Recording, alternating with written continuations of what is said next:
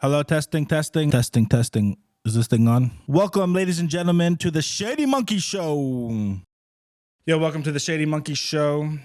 We are again, as always, sponsored by Oriental Distilling Company out of Zhuhai. They make the best gin in the world, definitely in China. We have a very special guest, Liv. Hi, thank you for having me. Olivia, right? Is the full Olivia is the full title, but Liv is often easier to remember. So Olivia. It's a beautiful name. thanks. Yeah, I think it's a lovely name. You like gin? I do like gin. I love gin, in fact. So Probably a little bit too much. We'll start easy. We've got pink gin up first. We got this one is absolutely delicious. It's the raspberry gin that they make. Ooh, fruity. Yeah. Thank you very much. I tend to pour a little too heavy most of the time. So I'm from Scotland, and my stepdad pours very heavy. So as long as it's not stronger than those, I should be okay. Yeah, I'm trying to go lighter. Don't want people passing out. Help Nope. yourself to a lemon if you want. Thank you. Cheers. Cheers. Glad to finally be here. Yeah, I'm glad you're here. So you currently are working for one of the biggest entertainment, animation, Yep. and amusement park. Yeah, family entertainment. Family is the entertainment. general term that we use. It's kind of like the Disney of China. Yeah. If Disney was only really big in one country, that would be us. Oh, the name of the company is Fanta Wild. Fanta Wild. Yeah, like Fanta, like the soda, Right. and then Wild, like we're gonna be after all these gins. Fanta Wild. Yes. And then they make the I don't know the Chinese name, but I know the characters or the English name is Boonie Bears. Yeah, bunny bears. So in Chinese, it's Shong Chu Mo. I definitely got the pronunciation not Shang Chu quite. Mo. Mo. Yeah. What's bear? Mo? Shong, I think, Shong? is bear. Okay. Yeah, I believe so. I should probably know that after working there for 3 years, but I don't. So yeah, it's the largest animated IP in China. Right.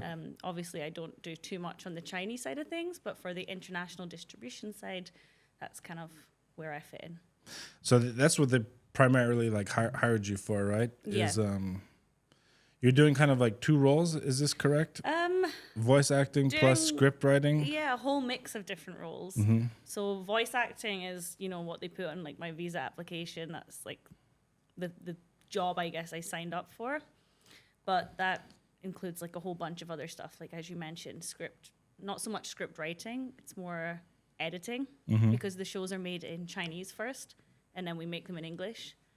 So obviously we have to make sure that the English lines are matching the animation as well. So So like when the mouth moves? yeah, like for example, if the character in Chinese says like ni hao, their mouth like open.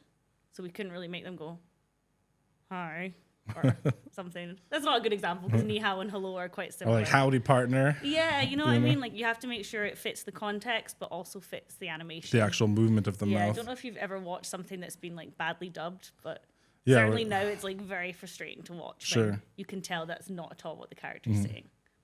And so you working on they have many IPs, right?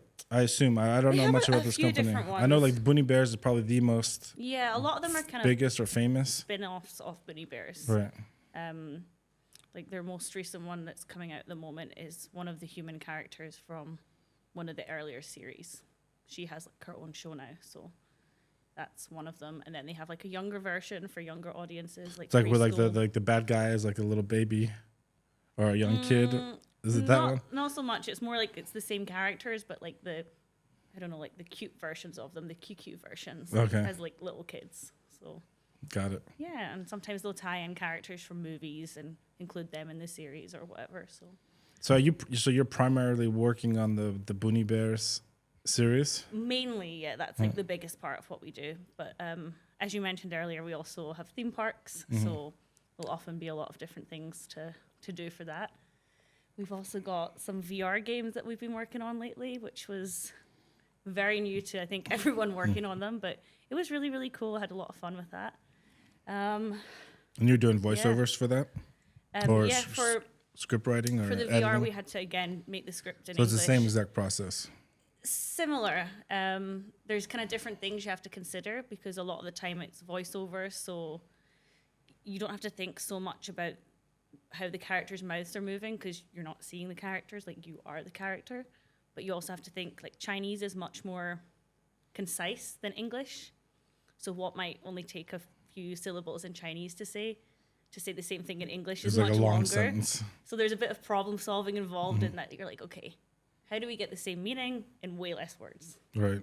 So that the timing is more important with that, I would say. And the VR game is like something that they're doing at their like theme parks, or is it like a video game that you can buy? I'm not 100% sure, to be honest. There's a lot of projects that we work on, and we'll do the English copy for it or voiceovers, and I have no idea what it's really for. Like last, or where it ends up. Yeah, like last summer, I remember working on a script for like some kind of like arcade game.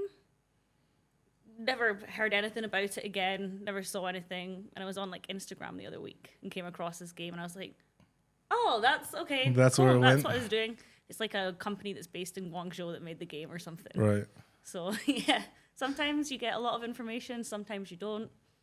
So have you like like for like The Simpsons and or other animated like TV series, have you been like designated like certain characters, like this character is your voice? Yeah, so I'd say the main one that I do regularly is in the younger series, the series for younger kids. I get to play the little boy.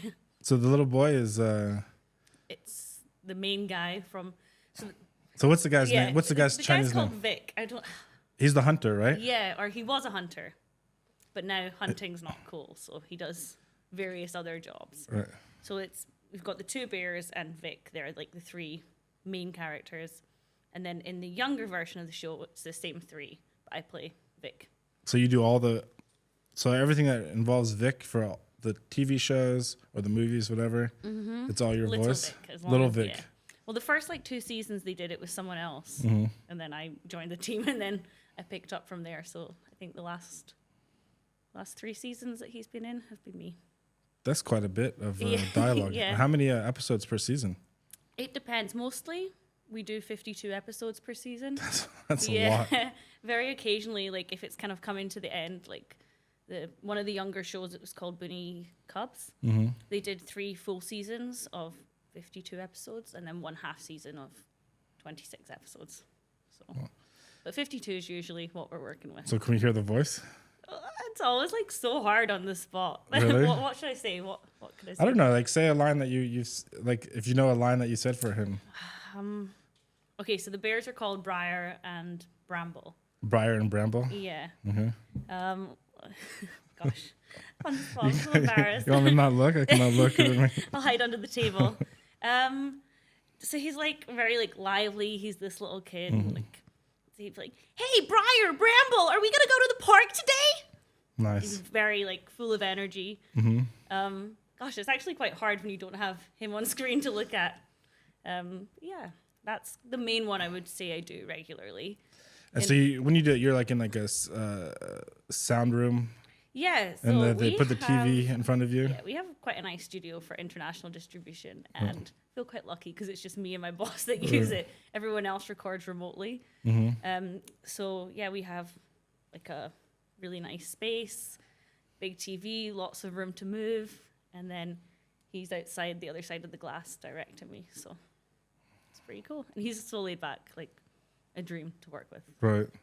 Yeah, it's a very cool a job you landed, I think. Yeah, I don't think I could do it remotely like a lot of the other voice actors do. I think I would like struggle a bit with editing myself. I think I'd probably do each line like 20 times when probably like Like when you 20. do the scripts for me, or Yeah, the well, voiceovers like for me. three times is good. But yeah, like the new show that we're working on, there's one girl that's got like probably like 70% of the lines, and she's recorded all of this remotely, and 9 times out of 10 she nails it. So, but they've all got a lot more experience than I have. So Sure. maybe one day I'll be there. Now, do you practice the character's voice like on your own, or like, or spend time to like develop the voice? To an extent, I'd say with Little Vic, it's a bit different because I've done it for so many seasons now. It's kind of the first season, you know, finding the voice. Okay. The next time we came back to it, it was a bit like, oh, play me a couple lines again. Like what? Listen to it again. And kind of get back into it. But now it's almost like second nature, unless someone asks you to do it on the spot and you're like, oh, God. For like things like the movies where it's more, you're going to play one character just for the movie and that's it. I'd say I probably spend a bit more time practicing and working on the voice for that. Sure. And these guys, they made maybe I'm wrong, but they're on Netflix, right? Don't think we're on Netflix yet. Not Europe. That we haven't got. Maybe in some countries. I'm not sure. For some reason, I thought they were on like. We're on Amazon Prime. Okay. Redbox. I don't know if you remember Redbox. I don't. It was like it used to actually be like a Redbox. Oh yeah. Like I remember that. Yeah. It was like a mail-in. Well, kind of like what Netflix kind of was. like what Netflix or Love Film was. I don't know if Love Film was a British thing. Was it a mail-in or is it like a vending machine? It was a vending machine. So I know that the last time when I went back to the US, which was like 2019, they still had Redbox. So I don't know if it's all online now or if you can still actually get the DVD. Right. But we were there. We're on some airlines. Right. Some cinemas across the world. Not very popular. My mum went to see my film last year. In she UK? said she was the only person in the cinema. And I was like, you don't need to tell people that part. Just say you went to see it and you really enjoyed it. Right. So yeah, we're kind of all over the place. So I guess right now they're trying to make a presence internationally. Because I mean, this IP is huge in China. Yeah, absolutely. Right? I mean, I don't think it's ever going to be as big overseas as it is in China. It's just... I don't know. Never say never. Maybe it will be. With the right script and the right story. Yeah. So you never know. Like. Yeah, I don't want to get the numbers wrong, but it's something like 120 territories worldwide that we've like exported our films or TV series to. So it's quite a lot. That's big. Yeah. And how many languages? I know you're just doing English, but like. I'm sure they're doing I feel like I've edited stuff with all of this information so many times, and now I'm like numbers. I want to say like 56, but I don't know 56. I don't know where I'm getting that number from, so don't quote me on that. But it's like a lot. Yeah, that's huge. I suppose like if we dub something in Spanish, it's then pretty much good for like all of South America, you know. Right. So, yeah, Cantonese, Mandarin, like English, French, German. Dutch, Russian, even.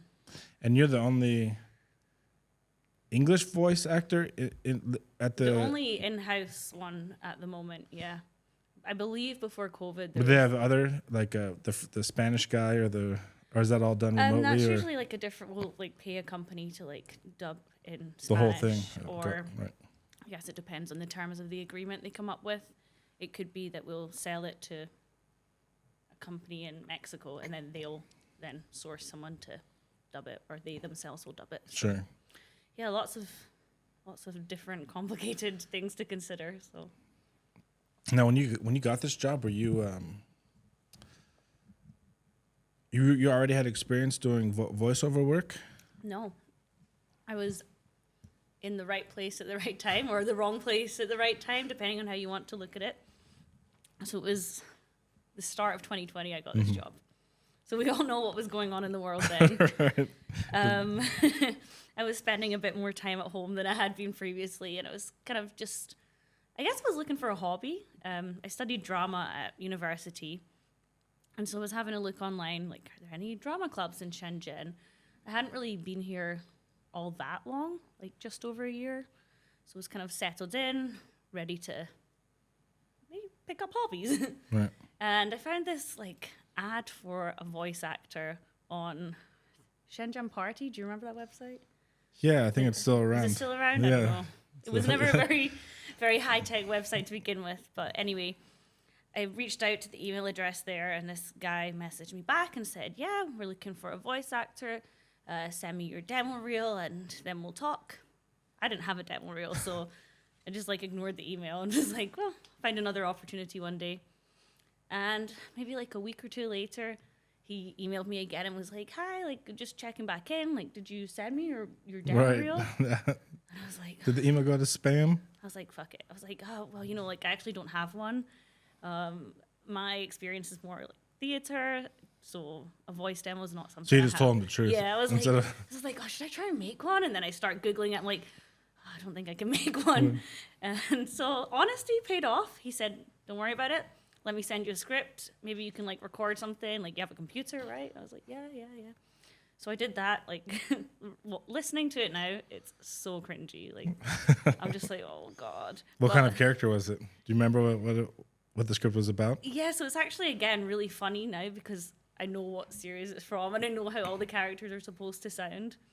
But I remember like I made it on my laptop and I added in like sound effects, like the door closing, like smoke and mirrors. Right. And I remember he was like, whoa, like you even added in sound effects. And So professional. I was like, oh yeah, So then he told me to come in and like see the studio. And I still hadn't quite like clicked that this was like an actual job. Like I don't really know what I thought it was at this point. I should also add at this point, I just changed jobs. I'd left my first job. I was just starting a new job.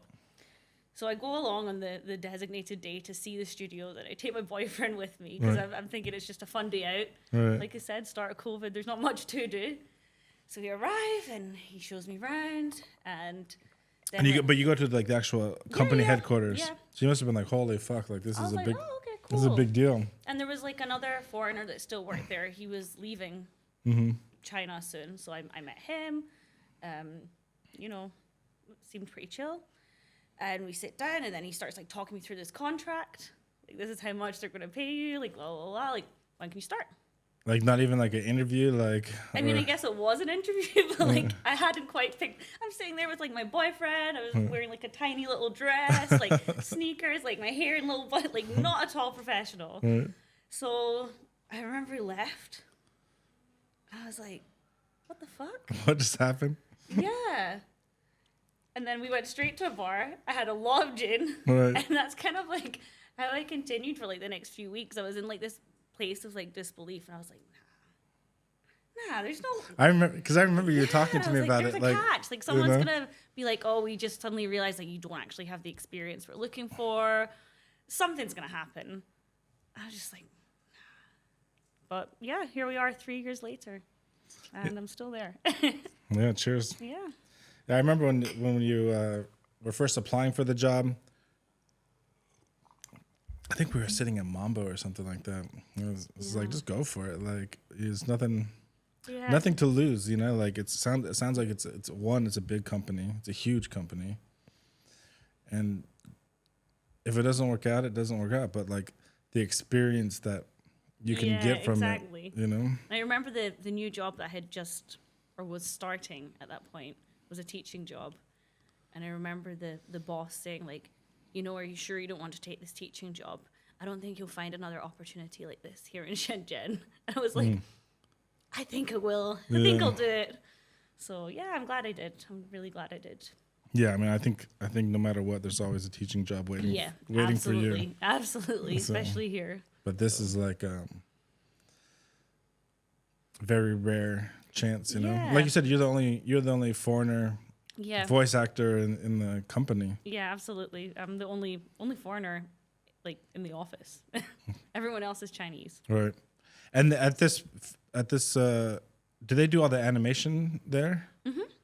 So the Shenzhen office is kind of like the headquarters. Yeah, we have like the entire industrial chain for creating animations, even for like our attractions at theme parks.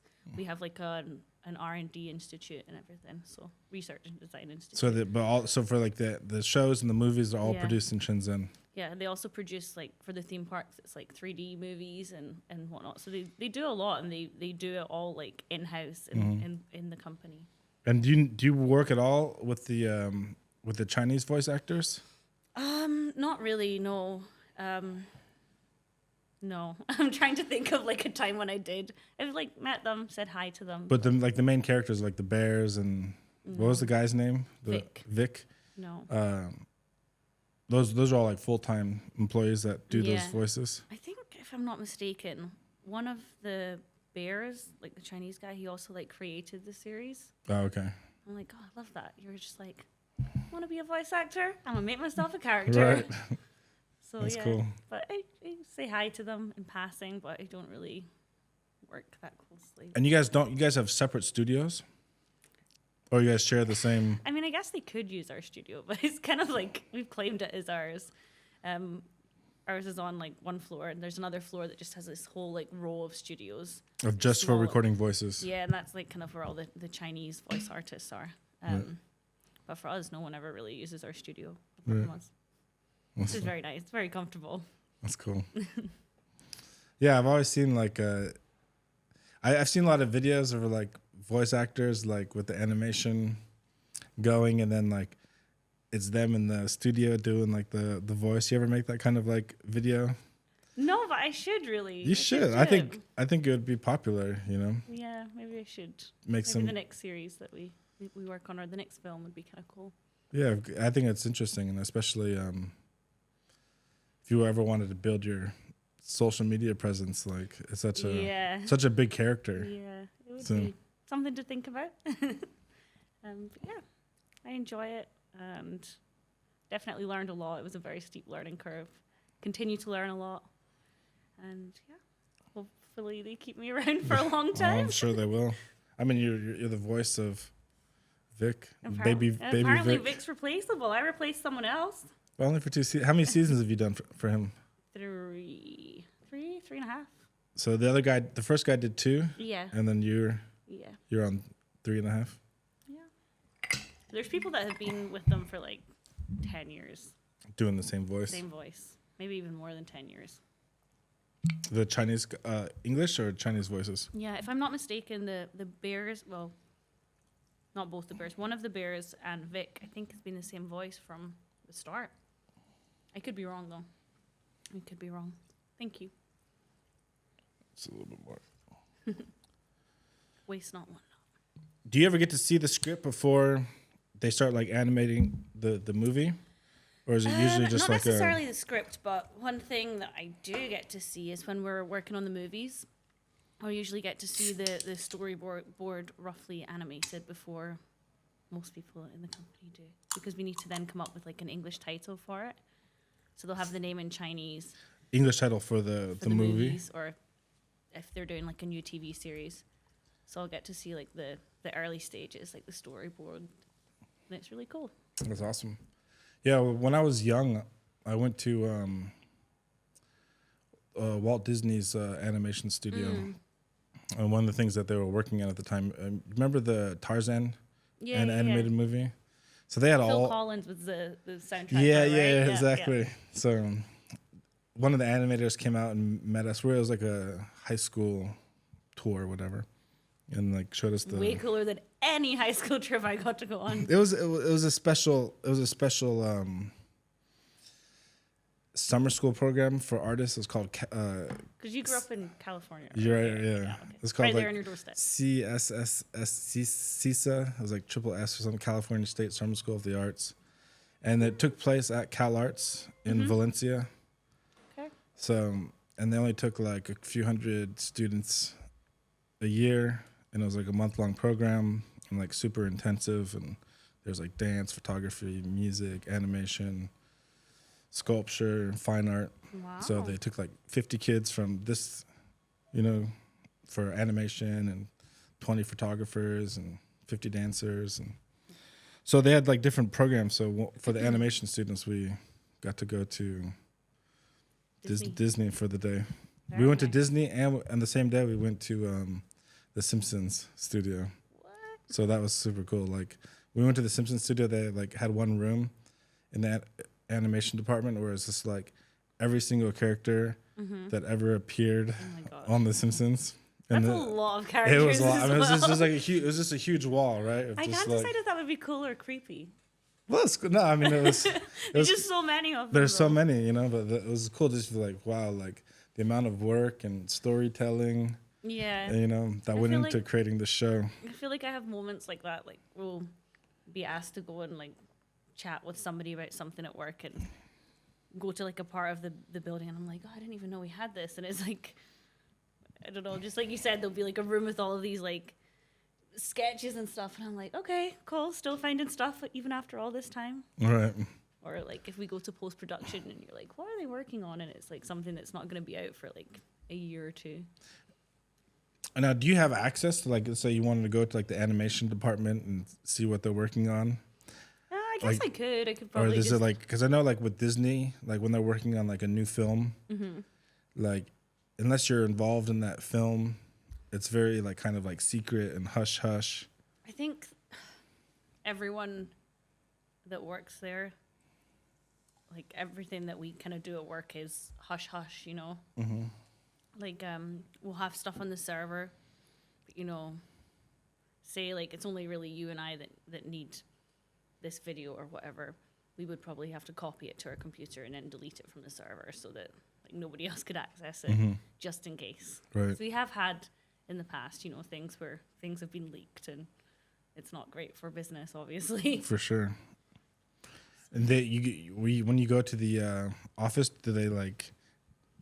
I know, like I had a friend that was working for DJI, and every time they go there, it's like a strict security check, and you have to like park your phone inside. No, we don't have anything like that strict. No, but I mean, I'm sure they could probably see like everything we do on our computers and whatnot. So, just you wouldn't do it. I think even in my pay, there's like a confidentiality fee that I'm paid every month. I mean, it's not much, Right? but still.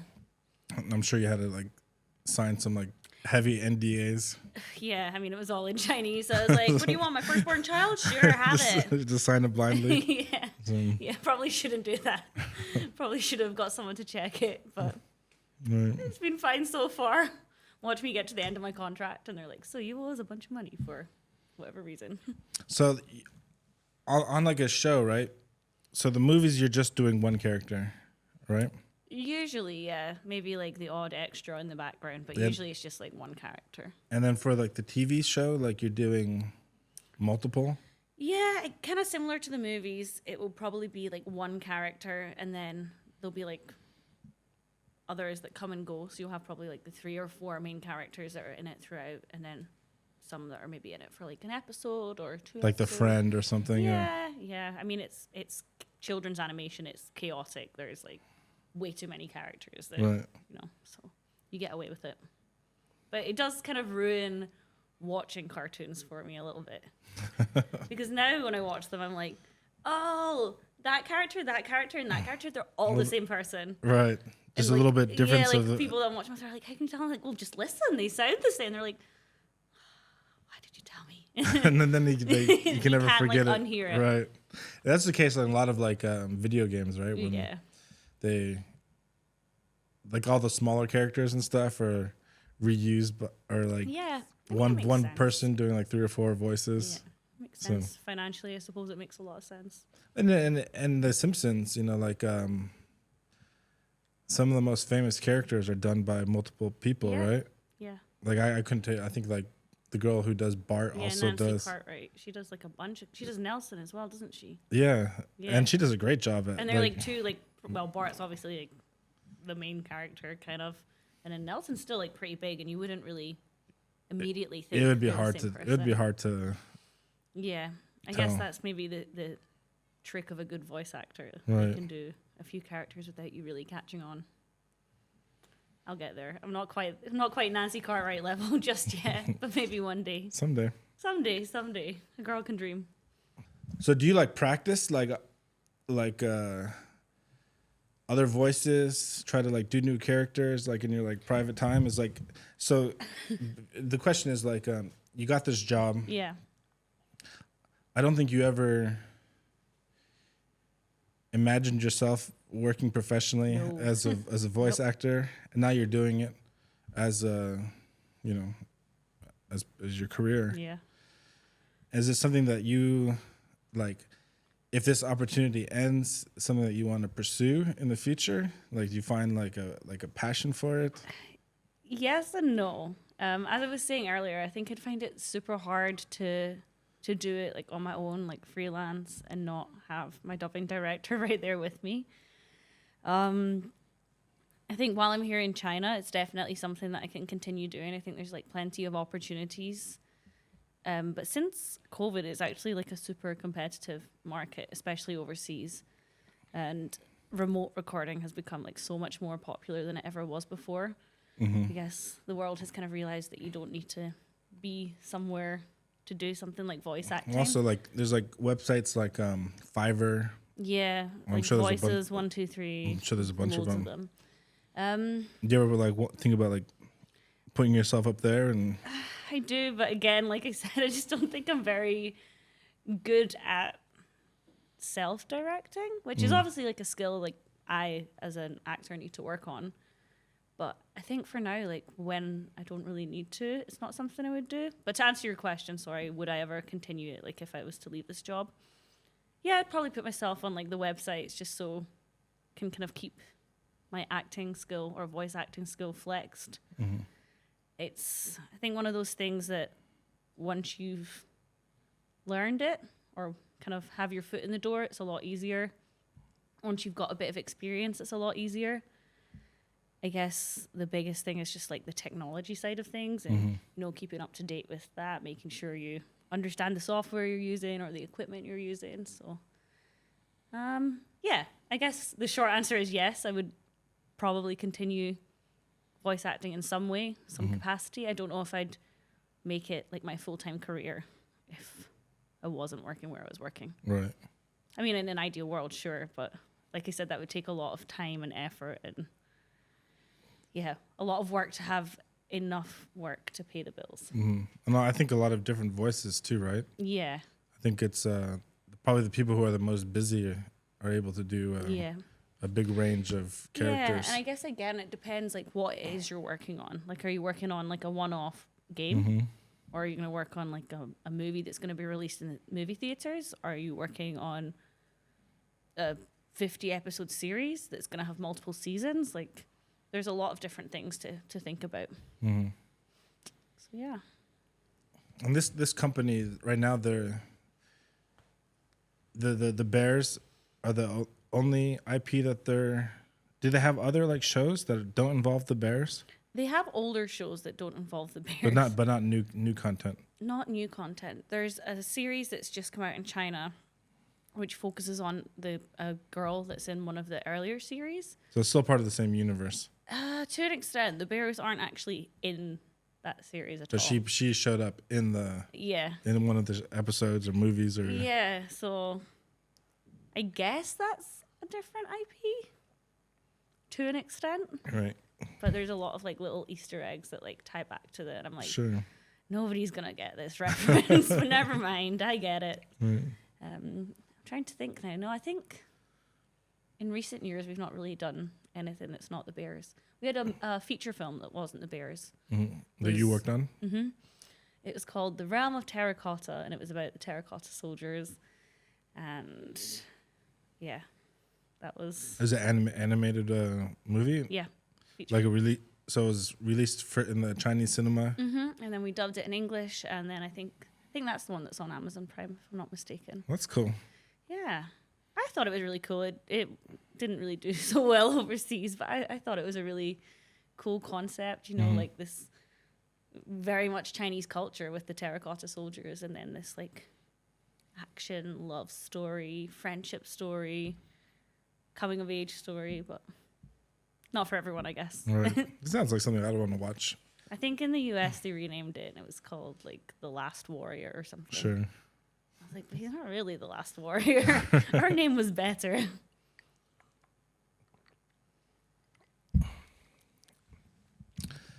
So what brought you to China? I guess adventure. Adventure, Yeah. I had just graduated from university. In San Francisco, right? I studied for a year in San Francisco. I studied the rest of my degree in London.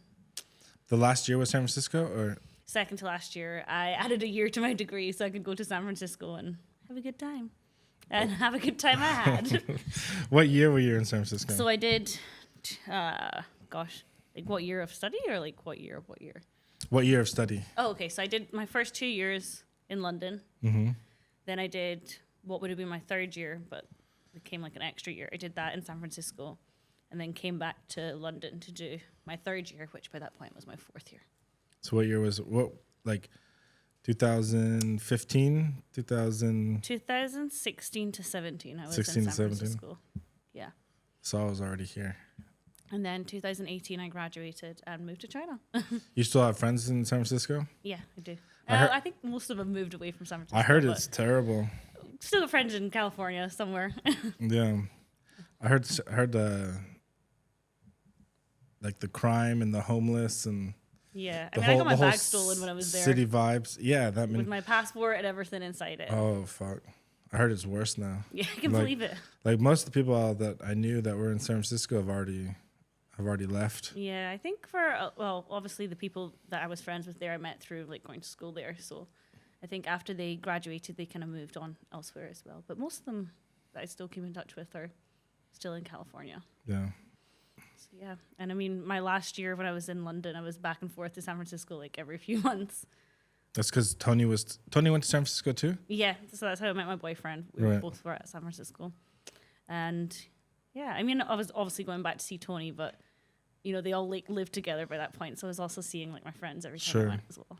Yeah, I miss San Francisco. I have so many good, because before I moved to China, I was living there for like, not San Francisco, I was living in Marin. Okay, so fancy. Fancy. Wow.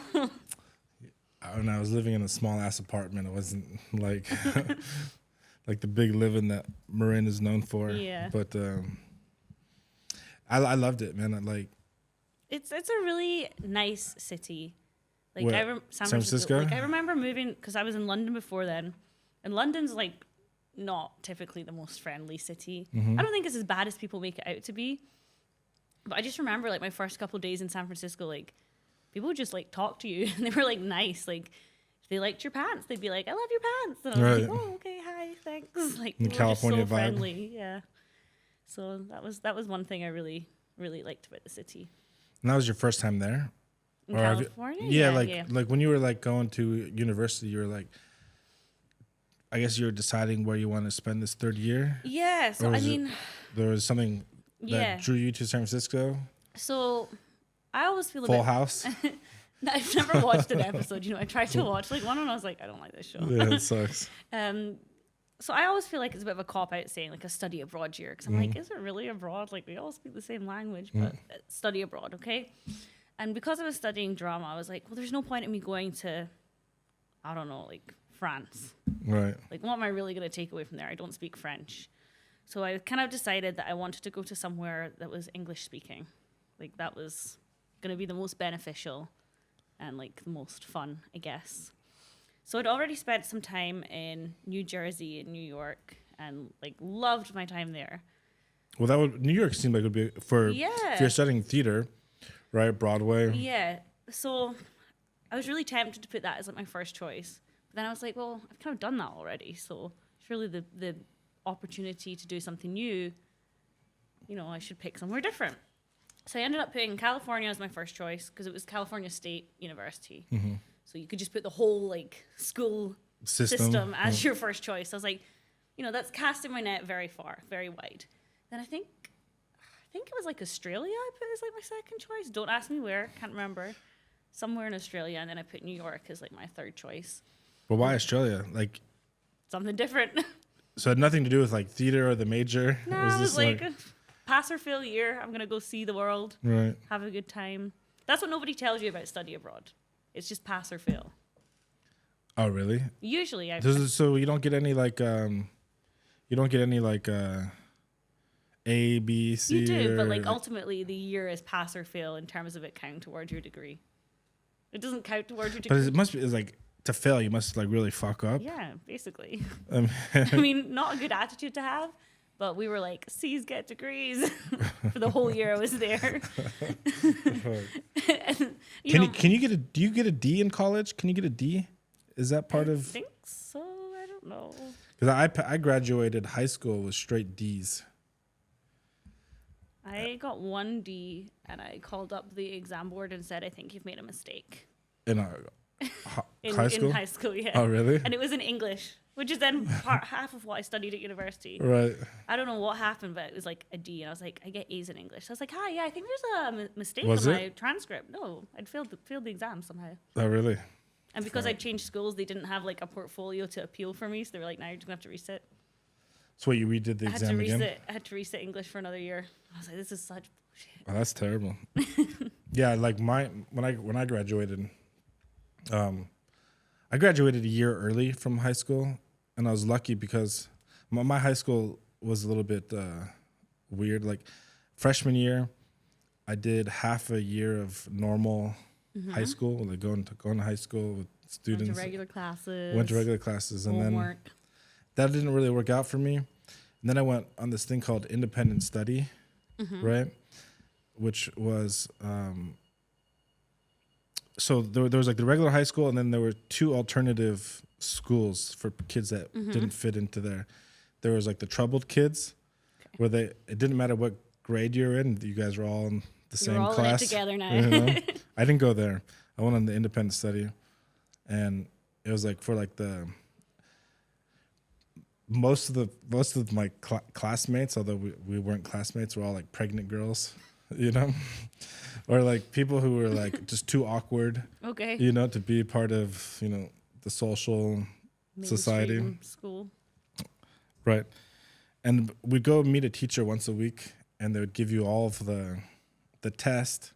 She'd sit you down, give you all the tests, give you the homework for the week, and then you're off. Off you go. Off you're going to come back the next week and do the same thing. Did you enjoy like that style of learning more than me? It was definitely. I feel like you'd have to be quite motivated. It was so easy. Like it was like or not. So the best thing that happened was that my dad was working at a computer game company. That's so making video cool. games. So after lunch, he would come home for lunch every day, and then after lunch I would go to his work, you know, and I was basically like the office intern, errand boy, right? And it was all like these guys who were like 24, 25, 30s, all young, you know, and I was like 14 years old. And so what this teacher did is she gave me a high school credit for every hour that I was at this game company. That seems like a very like cool approach to. Yeah, she thought, you know, like, you know what, like learning. You're spending time at this game company. You must be learning something. It's a cool company. You're doing something. Yeah, better than sitting at home, like, I don't know, playing video games. I got a shit ton of credits. Like I was there all day, you know, from 1 o'clock until sometimes 7. And some of that, half the time was like playtesting games, looking for bugs, you know, writing out all the Your bugs. Your friends are like, sign me up, you know? too. It's the first time, like, in one of there was kind of like they were working on like 2 or 3 different games, and one of the games was like all men in the room, and like in the bathroom they had like their own bathroom, and then it was like porn magazines. Like it was like it was like a awakening of. And you were like, oh, my eyes. You know. Of course. And they all took me underneath their wing. You know, it was like this is great experience. You know, and like memories. You know, for a lifetime. But so when that company closed, the games were failures, unfortunately. Yeah, what kind of games were they? This is like video games, like computer games. Anything like notable or? They were bombs, you know, like like they were working on. The games that they were working on are really cool. And then, just before release, another game company who was much better released a game that was similar, and the game was fucking amazing. Well, how are you going to compete with that? And it just crushed it, you know, like. That's sad though, but it's like all your hard work and everything. This company sold millions, and this one sold 1,000. They're just like, good job, chap, you tried. So, yeah, I mean that's the nature of the business, you know. I mean, you gotta imagine this was 1994. You know, computers. You know, these were all like games on computers. So it was a brand new rising industry. Still, like, what like a really cool experience. It was have great. At the age you were at, and like also as you said, it was like, amazing. Yeah, like, I mean, just the people I met and experience that I've had, and plus this teacher who gave me all this high school credit. So my third year, my dad moved out of that city. It was a small ass city. It was like in the foothills of the mountains in California, like next to Yosemite. Ooh. Okay. And then so he moved to Los Angeles, and then I moved to my grandmother's house to finish high school. And I basically went to the counselor like the first day of school, or before even school started, said, listen, like, I don't want to be here, right? So I've already signed up for classes at the junior college for like animation and graphic design and stuff like that. What do I need to do to make this my last year? So she's like, you need to take this class, take this class, take this class. So I had to like take like a pre class, like a 0 class. It was like early in the morning. And then I had to go to like an adult school for people trying to get like their GED at nighttime. That's hard work though. But yeah, I mean, I didn't know. Especially for a teenager, that's hard work. Yeah, I didn't. The stuff I did at the junior college, like the animation and the graphic design, like aced it. High school, like the English, math, civics, whatever else I took, I literally graduated with straight D's. Just like. I mean, yeah, it's wild. Like the whole way the education system. Well, it's my. I mean, it's my fault too. Like I didn't do any homework. Yeah, but like, would you say that you ever really had to rely on English and math and like the kind of stuff that you would have had to study in high school? Like, right? Never. Like, yeah. I mean, for me, not the same, but we didn't have drama at any of like the high schools in like my local area. It was always kind of like this like carrot on a stick that they were like dangling in front of me. Like, you know, if you do well in your exams this year, we'll like see about you going to like a drama class in another area like once a week. So is this your maybe next year, maybe next year. Your school, was this too small to have a drama class, or? Like it was the whole council area in which we lived in, like the whole city. Like none of the high schools offered drama. It was a big city, or? I mean, it's Scotland. Nowhere's very big, but yeah, I didn't get any, and that was the only thing I was interested in was drama, and that's not what I got to study. So, I think it's really cool that you managed to like go out there and like find something that did interest you, and like were proactive about like, okay, what do I have to do to make this year of school my last, so I can spend my time doing stuff I wanted to. Yeah. Yeah. I mean, that was and actually, and then like as a graduation gift, like my dad was like, you know, I'll buy you a round trip ticket to anywhere you want to go. Okay. Where did you choose? India. Okay. Very cool. I was only supposed to go there for 3 months. Were you gonna eat, pray, love? Yeah. No. No. I was just going to check it out. Where did you go in India? All over? I flew into Delhi. Mostly I was in North India. Okay. I was supposed to go for 3 months, but then I ended up getting a job doing graphic design. And, in India? In India, yeah. So that 3 months ended up being like 2 years. I took a 3 month break in the middle and came back home and then went back. That's really, really cool. Yeah. How old were you when you were doing this? 17. That's young. 17 to That's 19. Young. I was a baby, you know. But I was working at McDonald's when I was 17. it was a great experience. I mean, I literally had no experience. Well, I had some experience. My dad is a designer. In the real world, on your own. Right. You know, it's like I knew a little bit about Photoshop, and I said, yeah, I could do graphic design. You know, figure it out. You know. Okay, so we need tickets. Okay, no problem. We'll design some tickets. Okay, we need a brochure. Okay, no problem. Oh, we need to do. It was for a museum that was being built, right? So we need this animation and this one kiosk here. And this is the kind of idea for the animation. We're gonna hire an animation company, and you're gonna go and direct it. Okay, I'll do it. So for a moment they were like, "You're gonna do the animation." And no, like, I don't know, but it was such a big responsibility, but great experience. Like it's, so, literally, it's cool that they like trusted you enough to. Yeah, it was like it was so free, you know. Like, and we hired this company. I would go there like a few times a week and look at the progress. And these guys were like 30 years old, 40 years old, and I'm just like 17. You know, like no, don't do this, don't you know, this is not good. Even like one of the guys, like him and I had a big problem. Like he wouldn't do what I wanted him to do, and like it ended up being like a big blowout. And the boss of the company like fired him, or I don't know about fired him, but took him off the project. He was not working for you anymore. You know, so it was just like. This is my first experience of like dealing with people who. Yeah, and it's hard because it's like the whole cultural differences come into play as well. well.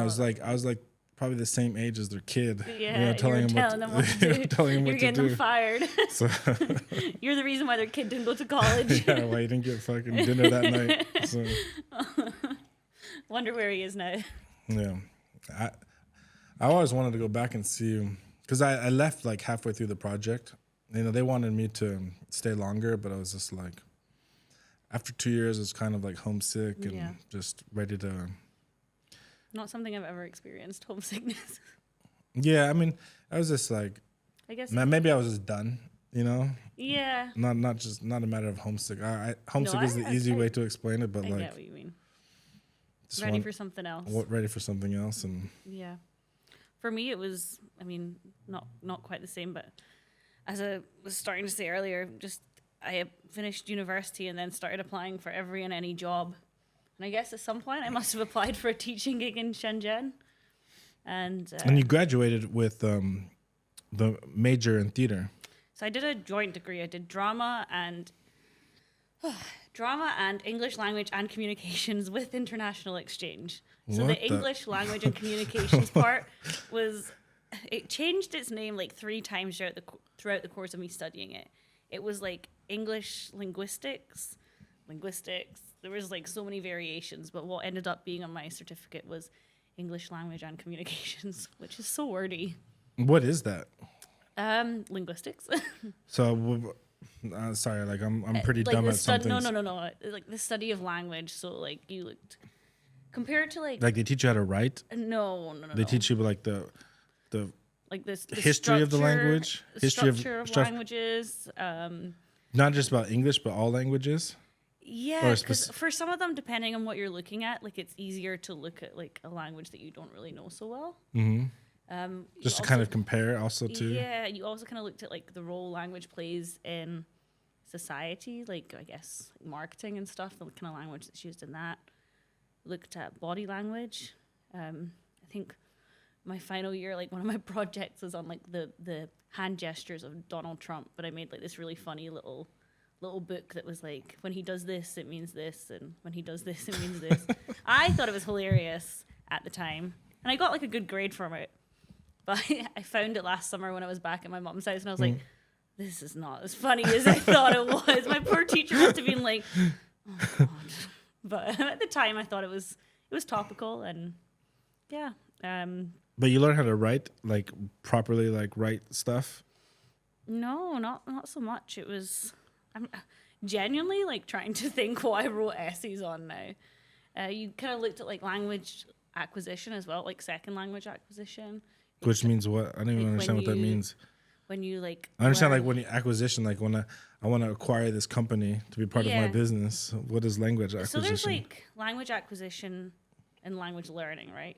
So you can like acquire a language. Like we speak English. We acquired English as children, right? Okay. But if we were to learn Spanish, we'd actually have to like actively learn and make effort. So you kind of look at like how language develops in children. You also look at like language learning. So it was a whole mixed bag, which having spoken to other people from different parts of the world who study linguistics, their courses were much more focused in on like a specific thing, which I think is actually better, because mine, I'm like, I feel like I learned a little about a lot, but not really a lot about any specific thing. Like it was just like very vague. Has that helped you? Like these classes that you took? I mean, I guess so. I guess what I'm asking is like a lot of times, like what I've heard from people is like they go to college and they end up like I'm not sure what the fuck. I spent 4 years and this big debt. So yeah, when I first moved to China, I came here as an English teacher, which is not uncommon amongst foreigners, I'm sure. And you already had the job before you came? Yeah, so they knew nothing about China. They called me. I was actually on holiday. I was in the US, and somebody kept calling me, and I was like, who is phoning me? Like, everyone knows I'm on holiday. And so I answered the phone. I was like, what? And they're like, hi, it's such and such. We're just calling to offer you the job in Shenzhen, China. And I'm like, oh, okay, cool. So you applied? Yeah. Okay. Interviewed. The interview was horrible. Anyway, as the process went on, they were like, oh yeah, so we can see you studied like English language at university, so you're gonna teach teenagers. I was like, okay, cool. So I was expecting to rock up to China and, you know, like teach like, it's an apple, it's a cat. No. First day, separable versus inseparable phrasal verbs. I don't even know what the fuck that is. I was like, what now? So I think like my kind of good grasp of the English language definitely helped. I don't think it qualified me for the job that they gave me, but it definitely helped. And it was teaching high school kids. High school kids, a whole range of like different English language courses. So some were like general English, some were maybe a bit more academic, some would be geared towards specific tests, some were like just public speaking, which I quite liked. But yeah, it was fun for like a year. This was like a private school? No, it was like a training center. Oh, so a training center. So it was like... yeah, so it's like an after school, like extracurricular. Got it. Like weekends and evenings exclusively are the times you work. Got it. So yeah, that only could last for so long. Yeah, so I think it did help with that. But so I want to back up a little bit. You were in the UK or US at the time? You just finished university? Yeah, so I was in the UK. So you just finished college there? I obviously had a job there because I've been living there for a couple of years. And yeah, applied for everything and anything I could find that seemed at all interesting.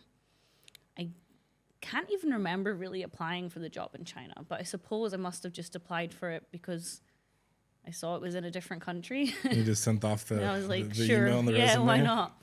And I remember after I got the job looking at a map of China, and you know, they kind of sold Shenzhen to me. They were like, yeah, it's right by Hong Kong, la, la, la. They could have told me anything. Like, my geography is horrible. So I remember getting off the phone and saying to my friends, like, guys, I just got a job in China. And they were like, well, where? And I was like, I don't really know. And they were like, you know, China's really big. And I remember, like, looking at a map and, like, trying to find Shenzhen. I was like, holy shit. I was like, China is so big. And So they were big. like, yeah. Eventually found it. I was like, oh, it is actually very close to Hong Kong. So Yeah, just next door. I don't think I ever intended to be here for as long as I have. But yeah, here I am, 5 years this year. And your boyfriend, you were with your boyfriend at the time, and he was still in school, or was he working? So yeah, I was actually in the US for his graduation when I got my job offer for China. Like, we were all getting ready to go out, and I was like, oh, this number, like I said, the number kept calling me. And so when I got that job offer, we kind of had like an aha moment. So like, it's quite difficult for me to get a visa for the US, and it's quite difficult for him to get a visa for the UK. And he was like, well, if you're going to China, like, That's weird. why don't I try and get a job in China too? Right. So he did. It took him like a little bit longer. So he arrived about 6 months after me, which I guess in the great scheme of things isn't that much after I did. And that's, I guess, why we're still here now. Why we didn't call it quits through the whole lockdowns and everything. But yeah, I'm glad we stuck it out, and I'm glad that we're still here. It's definitely an interesting place to live. Yeah, So- I feel like it's very different from how people that haven't been to China imagine it. Yes, that's very, very true. Yeah, You like know? I went home last summer for a month and a half, and everyone was just like, "Oh my God, what's it like living in China?" All rice fields. Like, I think they think like I've got like a government agent following me around, looking at like every text message I send, and I'm like, no, it's like not like that at all. Like, not in the big cities, at least. Well, I don't think it's quite like that anywhere, but the big cities are. I mean, especially Shenzhen, it's very international. You know, like there's people from all over, all different walks of life, and yeah. Very modern. Yeah, I don't super think people modern. realize how modern it is. No, I You think know? the biggest thing that kind of, I don't know, like shocked is the wrong word, but the biggest thing that made me like, whoa, the first time I like left China after living here, we went to the US to my boyfriend's family. And we were just like, the buildings are all so small. Right. And we're in LA, so like it's a big city, but we're like, the buildings are all so small. Yeah, I mean, the only part of LA that's big is the downtown. Yeah, of course. But even then, we were just still like, that's it? Right. Uh, And this is a whole city of Yeah. skyscrapers. And like the whole like food delivery, the convenience of things in China is just, you don't know what you've got till it's gone. Right. Like we got he's from San Diego, so when we got back to his mom's house, it was quite late, and we were like, we'll just order some no, we will not order some food. Well, they have Uber Eats now. They and stuff do, like but that. like, have you seen the delivery fees? They're like crazy. Some of them. It's just. Well, I've never. Yeah, I mean, like when I left, I mean, I left like 11, 12 years ago. Mm-hmm. I mean, pretty much the only thing that you would even think about ordering for delivery is pizza. Yeah, You know? that's because it's relatively maybe affordable. one restaurant, Yeah. had like a short range delivery system, but otherwise it was just like every pizza place offered delivery. Pizza was the deliver food. Yeah, I mean. But here it's like every restaurant is deliverable. The system even is if it's not like on the apps that you use, if you can still get it delivered somehow, some Right. way. It's just crazy. But yeah, I really like the way of living in China. So I'm glad I blindly applied for lots of jobs and found myself here. I never in a million years would have thought that I'd end up like working in the industry that I work in here in China. So, and I guess that's another thing. Like, it does use both parts of my degree. Mhm. And I was like, okay, that's kind of cool. the voice acting Yeah, because it's voice acting using like the drama side, and then the English language part I'm using. for the editing, the, For, like, the everything words. else, Right, yeah. for sure. And have these moments where like you reflect. I think you have to, right? And I kind of realized that within 18 months of graduating, I managed to find a job that was using my degree, and I was like, okay, that's not bad. Mm-hmm. Like, it could be worse. So it was 18 months since you graduated and then got this job at the Fanta Wild? Yep. Wow. So you only were teaching for like about a year. Yeah. That's great. Because like there's like it's always like a common I don't want to say what's the right word, but like I'm trying to the first thing that people assume that you do when they meet you is like an English teacher. Yeah. Because almost every single foreigner Yeah, I think is an English teacher. this summer has been especially painful now that the borders are open. Like a lot of our friends are teachers, so they've gone home for the summer, gone traveling. Right.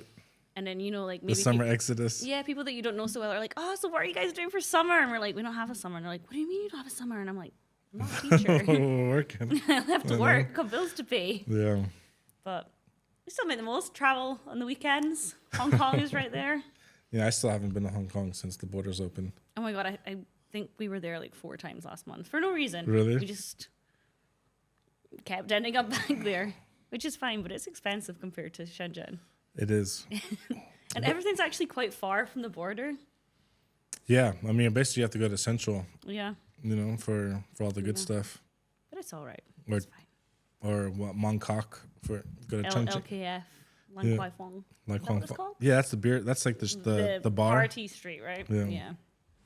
I don't like the party street, but if you go just You go kind of off to the side of above it. there, Yeah. Soho, I think the area is called. Oh, yeah.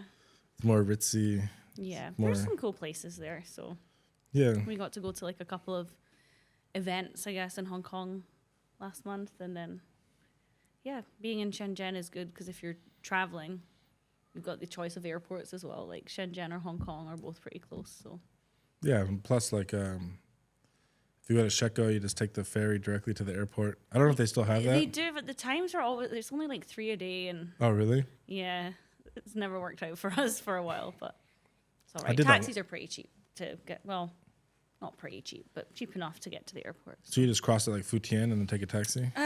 For us, we'll cross at Shenzhen Bay Okay. and then take a taxi from there. There's a bus you can take, but we figured out if there's more than one of you, so 2, Right. you're cheaper to take a taxi Sure. by the time you split it between 2 of you. Yeah, I don't really like taking the bus. No, and then Lohu border crossing's like 24 hours. So if you have like a weird time, like the other week we went to Hanoi for like 24 hours. Oh, really? Yeah, and we took took a taxi from our house in Nanshan to like the other side of the city, crossed, took a taxi from there out to the airport. I think our flight was like 5, 6 in the morning or something. Flew to Hanoi and then flew back to Hong Kong next lunchtime. What made you want to go there? Just to We went to see Blackpink. Blackpink? Yeah, the K-pop band. Oh, I don't know anything No, about it. I'm not the biggest fan, but Tony is a very big fan, and he's been trying to get tickets for like It's a Korean Yeah. pop group? yeah, girl group. Singers? Yeah, you- singers, dancers. So you went for a concert? Yeah, we went for a concert. We've been trying to go for like, or Tony's, my boyfriend's been trying to go for. He's into K-pop? So into K-pop, like really like I don't know, like. Is it like a secret? Like No, he's like very like Blackpink. Oh my god, my heart, Blackpink. So we couldn't get tickets for any of their dates, and we were actually on our way to a different concert, and he was like, oh, they just released like tickets for Vietnam. And I was like, well, book them quick before like they're gone. He's like, but what if we can't get flights? And I was like, we will get flights, just book them. So yeah, we just did book it, them. and we got there, and yeah, we had a great time. Well, he had a great time. I had fun too. But yeah, like Shenzhen. And they sing in Korean? Yeah, Korean, English. I think one of them's actually Australian. So it's kind of like they were like manufactured. They went to like one of those like K-pop schools. Factories. Yeah, But it's kind of like, just to compare it to for people, it's like the Spice Girls. Yeah, right? I guess so. Girl power ish. Like a girl group where they sing. They none dance. of them play instruments. They all just just sing and sing. dance. I don't know. Maybe they do for fun, but not like on tour. Right. It's not a band. Yeah. So they went to like these K-pop schools where you learn like singing and dancing, and apparently you also have to learn languages there. So How to deal with the media. probably, yeah. But I think one of them's Australian, and then I don't know. I think only one of them is actually like Korean. But they're all Asian. Yeah, I think so. I don't know much about But you were them. there. I was there. I don't know so much about them though. You dance? I did dance. Yeah, we were like the only people dancing. You know, I don't know. When you go to concerts, at least from my experience, everyone's like up on their feet, having a good time. Yeah. Nah, everyone was like sitting there, like, Really? and we were just like, wow. Like, it was a very good stress reliever. That's awesome. Did you get a chance to see the city at all, or was it more of like hotel? No. Concert? We arrived really early. So we went to Train Street, you know, the street where the train comes through. Oh, yeah. That was like the one thing I wanted to see there. I was like, cool. Then we I did heard that they're going to close that. They right? keep closing it and reopening it. So it was open when we were there. Because that's like a huge tourist attraction, and they say a lot of people get hurt or injured. I can imagine it. The train is like way bigger than I thought it would be, and it's a lot faster than I thought it would. And it's right next to you. I mean, literally. Yeah, literally, like I'm here, and like I could do this, like where this gym bottle is, the train is. Yeah. Like. And you're just sitting there watching it. Yeah. Well, I was leaning out to take a picture. A little selfie. Liv! You're gonna get crushed. And I'm like, it's fine. Oh, she is here. Yeah. So we did that, and then we did the open top tour bus. It can be a bit hit or miss, but like we said, time was not on our side, so we were like, it's probably going to be the best way to just see everything, take it off, and then we went to the hotel, and then we went to the concert, and that was it. And then straight to the airport in the morning. Well, that's cool. And it's another place ticked off the list. That's what I mean.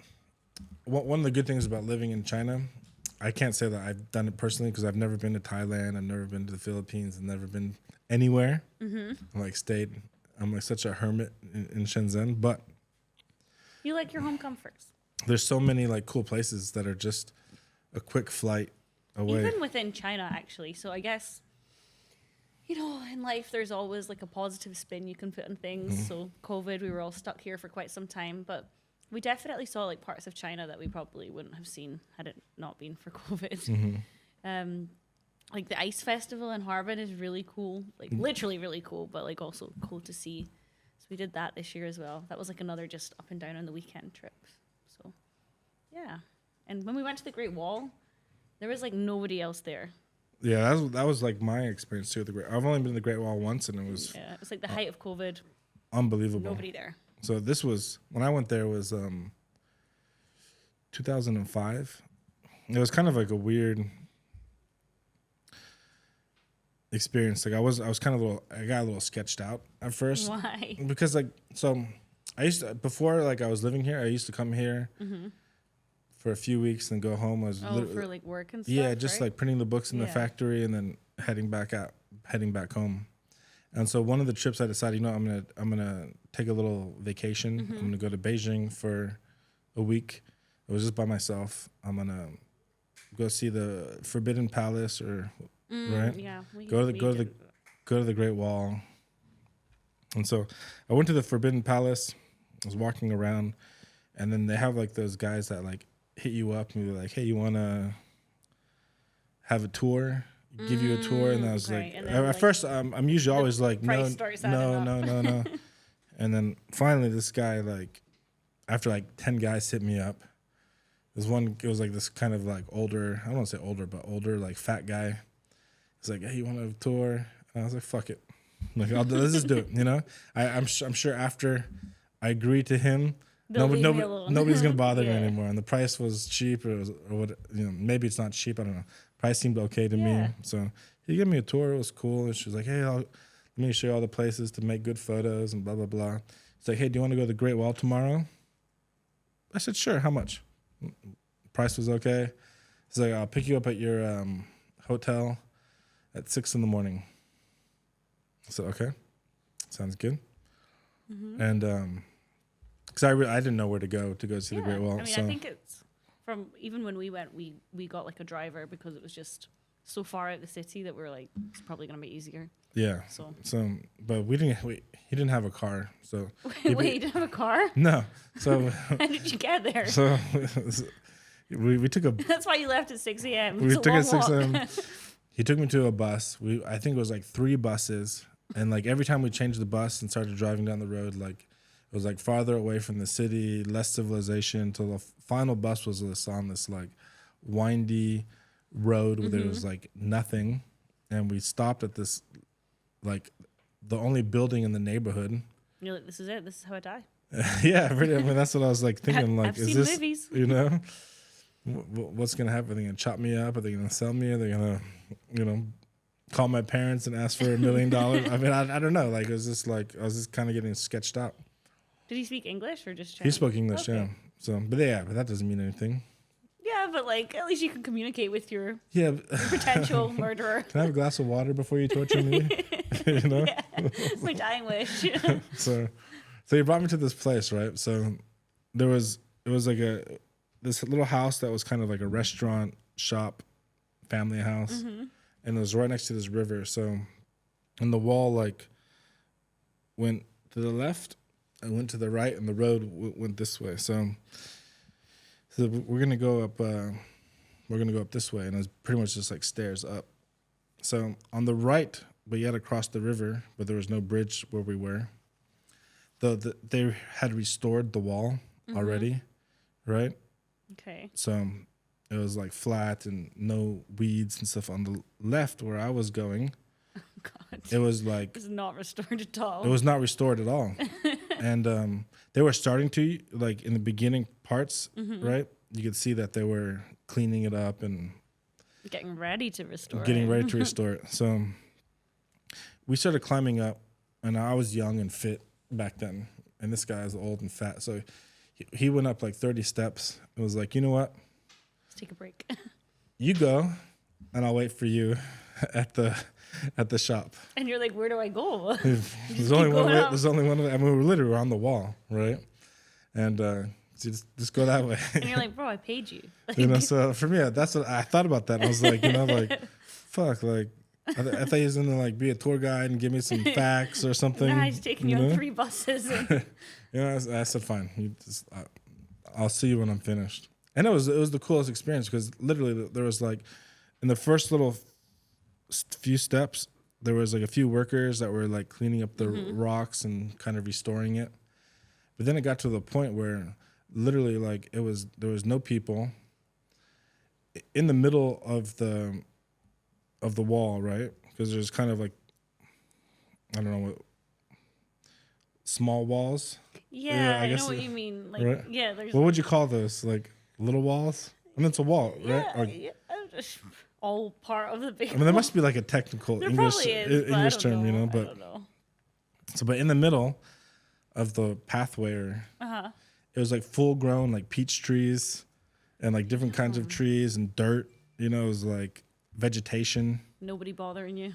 Nobody bothering. So I was just like kind of walking up the wall, and it was like ridge after ridge after ridge. You know, like up, down, kind of like a slow, gradual up. Yeah. And then in between, like there's like the long sections of the wall, and then there's kind of like a guard tower. Yeah. Right. So these guard towers were like closed off. Like there was one guard tower where it was just a small window where I had to like, I brought my camera. I had to like I threw my camera bag like 1 floor up into a window and literally like climbed on the bricks like a ladder to get into that window to like continue to like the next section. Wow. And it was just like totally like everything was broken, but it was beautiful. Like but you really, at least for us when we were there, it wasn't quite as rural as it sounds like your experience was, but it was quiet, and you really got a feel for how like lonely it must have been to like stay there or to guard like it. the guards that were there, like when we were there, it was kind of that way where there's like the low lying fog, and because you're up in the mountains, the fog's like kind of below you. Right. It was just eerie almost, but like kind of like breathtaking. You're just like no, it was amazing. I mean, just to see like how even though you're only seeing like a small part of how far it goes, you just imagine like this thing goes forever. And I think that's the thing, like as far as you can see, like you can see the wall. Right.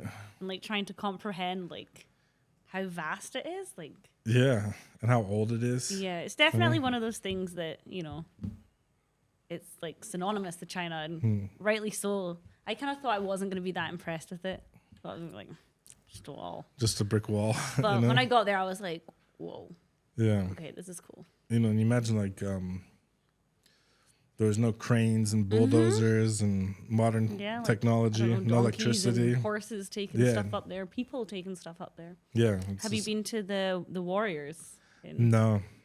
That was another one that was like, how impressive can it be? And like, I heard mixed reviews about the Terracotta Warriors. Again, we went during COVID, so there was like no one there. Right. So it was so quiet, which is really nice. Big tick for me. But I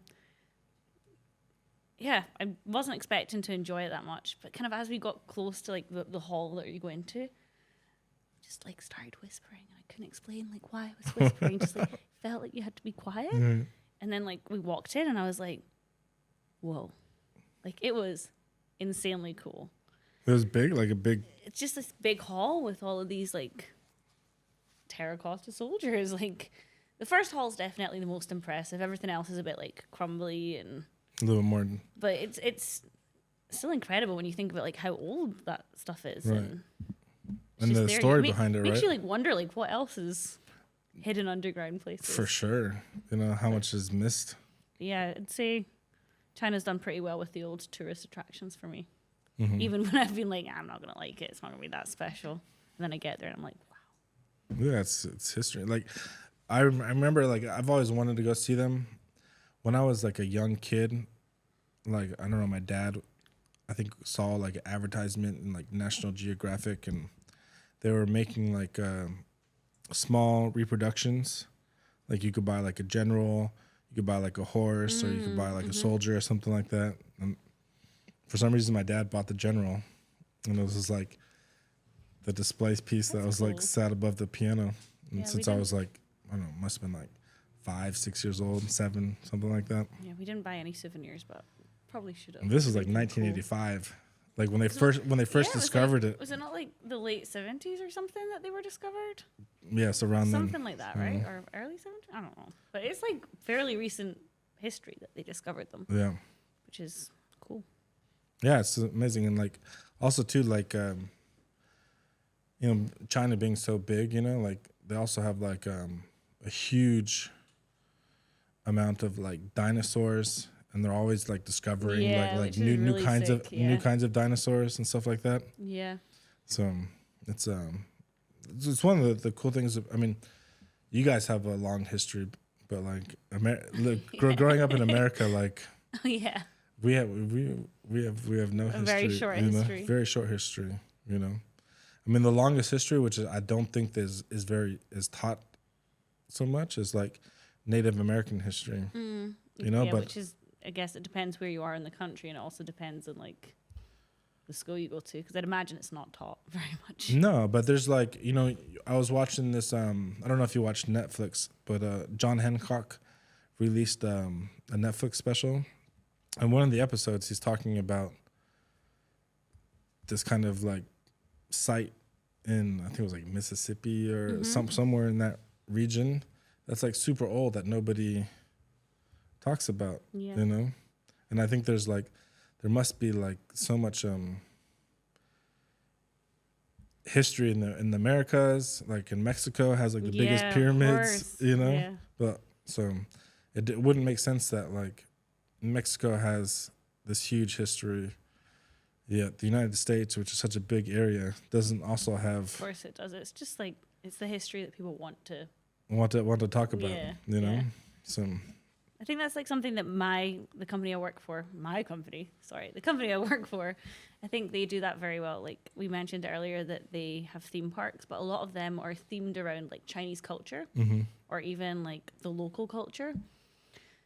And I forget where exactly, but they do have a theme park that's like themed around dinosaurs because it's like the area where they find like lots of like all the bones and stuff. Yeah, and they'll have like attractions that are themed around like Chinese mythology or Chinese folklore or I don't know, like local myths and legends, which is like really cool that, you know, they're combining this like super high technology and innovation with like super ancient stories. So yeah, it's China awesome. does that very well, the mix of like old and new. Yeah. Even in a city like Shenzhen, although the history in Shenzhen is not very old. Cheers. Cheers. This is the Thai gin.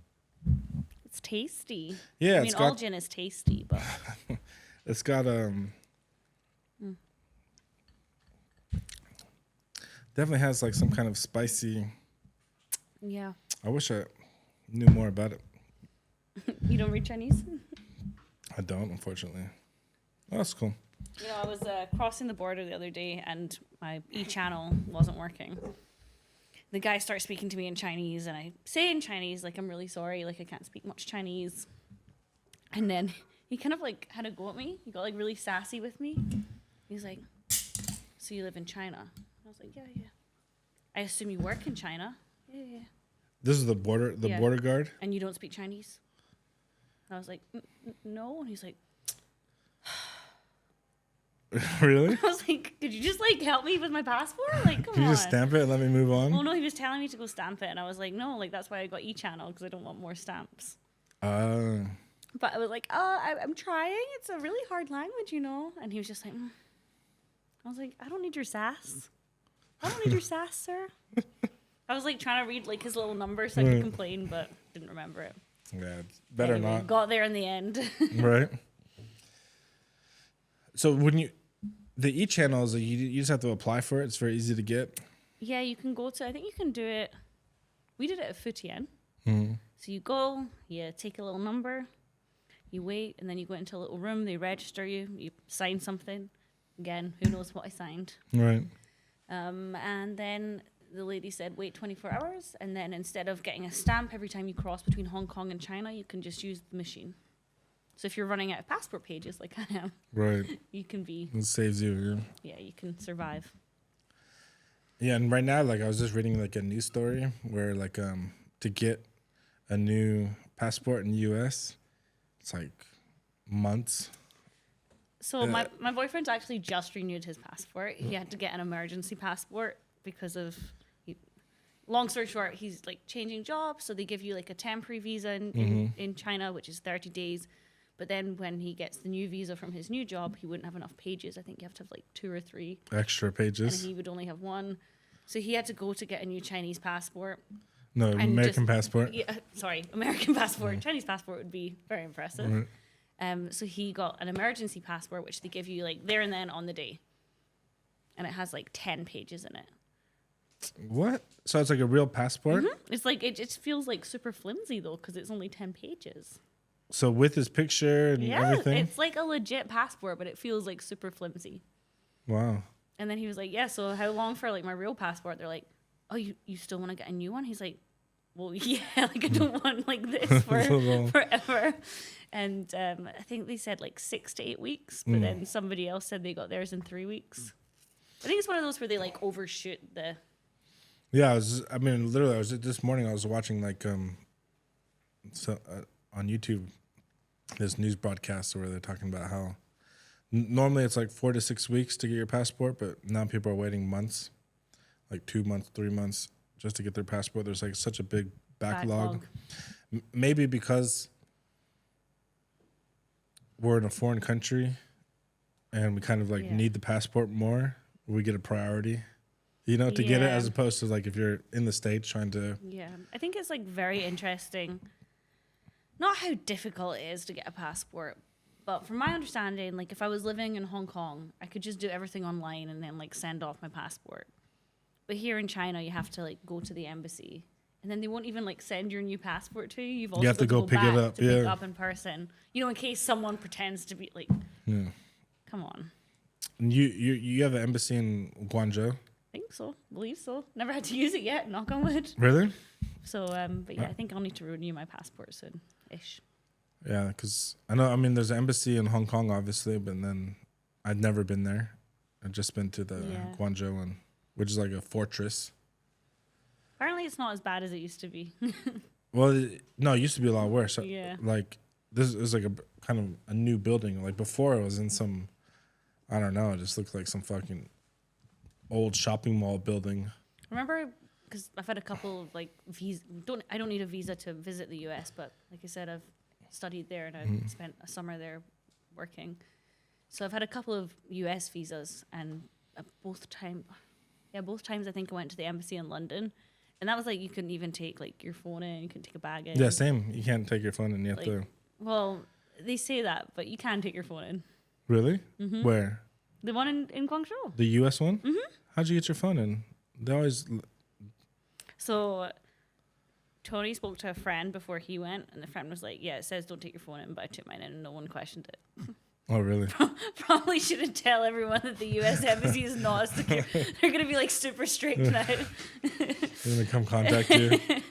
Yeah. So you just talked about on this podcast about doing this phone? No, that wasn't me. That wasn't me. Somebody else. But yeah, I remember going to like the embassy in London and it being like very strict, like incredibly strict. Yeah, I mean, every time I go to Guangzhou, it's always super strict. Like, I took a backpack. My first time going there, like I didn't realize like you're not allowed to bring bags inside. But like, what do you do? So I went. There's a hotel across the street. Oh, can I leave my bag here? So normally I try to. Yeah, I was like, can I leave my bag? I'm like, oh no, that's only for guests only. So the first time I did that, the guy was like super cool, like sure, no problem. Right. Second time I was doing that, they were like, no. Magically, like there was a Chinese girl that was in the hotel who works for, that's Shenzhen and that's Guangzhou, right? The publication online that does news media, right? That also promotes events. And, yeah. And she knew the hotel people. She was there for a meeting, and so she knew the guy, and they knew her, and she's like, she hooked it up. But like, what do people do? Because I mean, you have to take a whole bunch of documents with you. Like, you have to take your phone with you. You can't survive in China without your phone. So what do you do? Yeah, and you can't leave, Right. like they allow you to leave your phone in the little cubby hole, but you can't leave your bag in the cubby hole. It's just ridiculous. You just like walk around with like all your important documents. Yeah, in a your hand like folder. this. I would literally have to walk like this because I'm so accident prone and clumsy and forgetful. I'd put them down somewhere and then that would be it. Yeah, you have to bring somebody with you just to hold the shit outside. Yeah, I took my dad last time. I was like, Dad, hold my bag. Yeah. He's like, I got you. I got you. Yeah, no, thankfully I haven't had to use the UK embassy yet. But in the next few years, I might have to. Get your passport renewed? Yeah, I think I've got like 2 years on my visa for now. And after that, I'll have to start thinking about it. So you think, I've always said like Shenzhen's like an airport city where people come and go. Like most of my old friends. Yeah, I come and go. Like I go on holiday and then I come back home. No, but like I mean like people don't usually stick around here. Yeah. And also I think it's also very true for Chinese too, because many of them. A lot of people in Shenzhen are not from Shenzhen. None of them are. Like when you meet like a Chinese person and you're chatting to them, if they're from Shenzhen, I'm like, what? Yeah, I mean, there's a very small amount that were actually like born here or from here. Yeah. So airport city, like people always come and go. So you have long-term plans to be here? You guys taking it day by day, year by year? I don't really have any long-term plans. For now, I'm very comfortable. I like my job. I like my friends. I like living in Shenzhen. I like the food. I've got my parents coming to visit later this year. So Will be their first time? So my mom has actually been to China before, like 30-something years ago. Before you were born? Yeah, before I was even born. Oh, it's going to be so different. So I'm very interested to see what she thinks of it. And then my stepdad has never been to China. And then I also have my boyfriend's mom and his sister are coming as well. So they've never been to China either. So it's gonna be interesting. So they're coming at the same time? They're overlapping. I think my parents are coming for about 3.5 weeks. Was that planned or? To an extent, it was one of those, like, my parents booked it, and then that was leverage for my boyfriend to get his family to come. Like, they've booked it, so you have to come. So they're all coming out. But when? Like mid-September, my mom arrives. Less than a month. She kind of spoiled it. So my 30th birthday is coming up, and I can't remember what she was saying on the phone. Something. It was like she was trying to be like cryptic about something. I was like, oh, so you're gonna come visit for my 30th birthday? And she was like, it was meant to be a surprise. And I'm like, well, why are you dropping hints if it's meant to be a surprise? Like, I can put 2 and 2 together. So. When's your birthday? 7th of September. That's 3 weeks, right? Yeah. Roughly 3 weeks. 2 weeks on Thursday. Say goodbye to your 20s, huh? Yeah, I'm gonna have a funeral for them. Cheers. I'm excited though. I feel like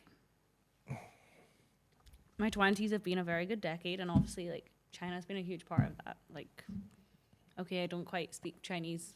Well, not quite. I don't speak Chinese fluently at all, but I definitely know more Chinese than I ever thought I'd know. I have a job that I really enjoy. I think it's such a cool job. It is. I think like it can. Some of it can get quite monotonous, and I think it's easy to just be like, oh, it's just a job. But then you have days where you work on something completely new, and you're like, okay, this is pretty cool. Well, you know what? The thing that I like about what I do and what you do is that you can go and watch this show and hear yourself and see the work that you created. You know, it's kind of like it's archived there. It's set. So it's forever. You know, like it's my voice. You know, like even on like a really kind of roundabout way, like this year's movie that we worked on. Sorry, they make a movie like every year. So in China, it comes out during Chinese New Year, and then the international versions will follow later, right? But I saw like a independent cinema in Glasgow, Scotland, was showing like one of our films as part of like a bigger like film festival that was looking not only at like Asian animation but also like the environmental impact like humans have on the planet. And I was like, that's pretty cool. I worked on that, and like it's doing some good to an extent. It's at least like starting a dialogue. It's, I guess, making people think.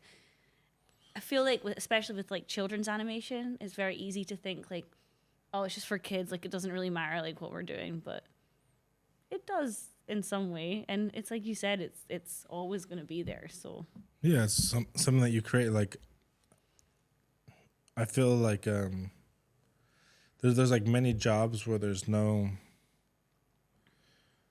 proof of work. Yeah, you know, it's just kind of like the same bullshit every day.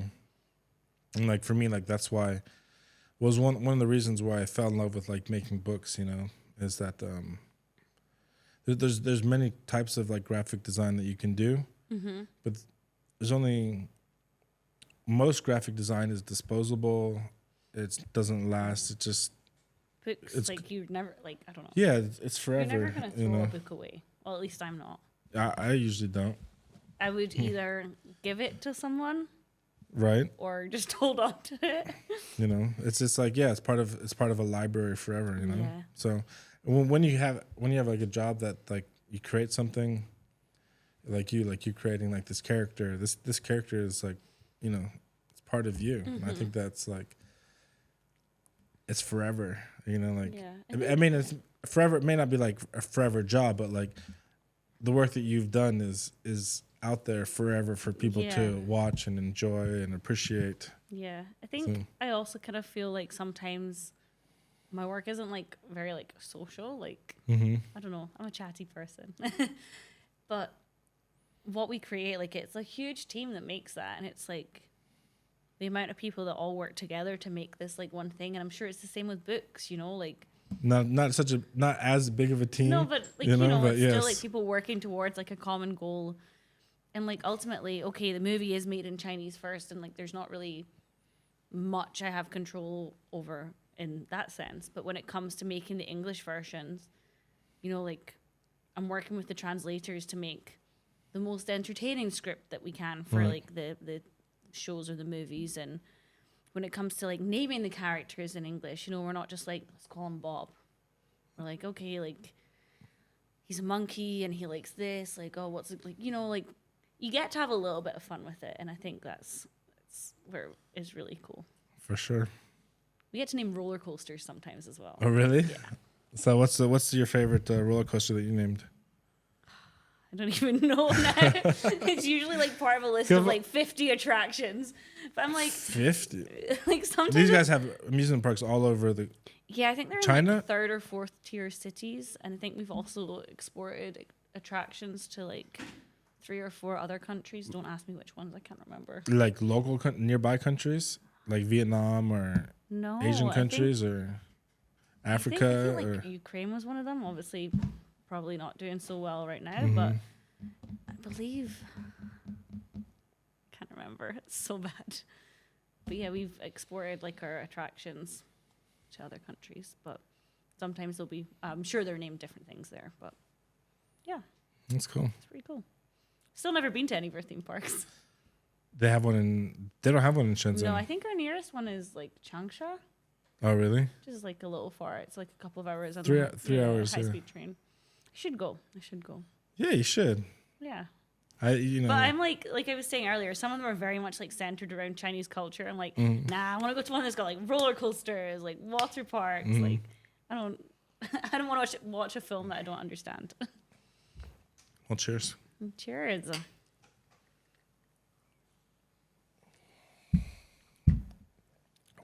Ooh, that one was a strong pour. It was a strong pour. Yeah, it's. I started light. No, because before like, I was starting very heavy, and it usually doesn't end well. I mean, You it want ends. to do like the opposite way around, like Yeah, ease people in, you ease slowly people get in, and stronger. then end with a bang. Again, I mentioned at the start, like my stepdad has a heavy pour, and you know, when they get to like a certain level of strength, we're like, oh, okay, he's good. So this is a good one. Yeah. You know, then I was thinking like, fuck, like maybe like maybe I should have like a shot glass here, and like measure, right? That's too much fast, that though. looks, No one wants to you watch know, like. Because I used to like pour up to the ice top and then pour tonic, but then the ice melts, and yeah, but still, I think that was a lot of gin. It must have been like 2 shots or something, or 2.5 shots of just eyeball it. Yeah, so I just try to like go light. I'm from Scotland. We grew up on alcohol. Well, cheers. Thank you. Thank you.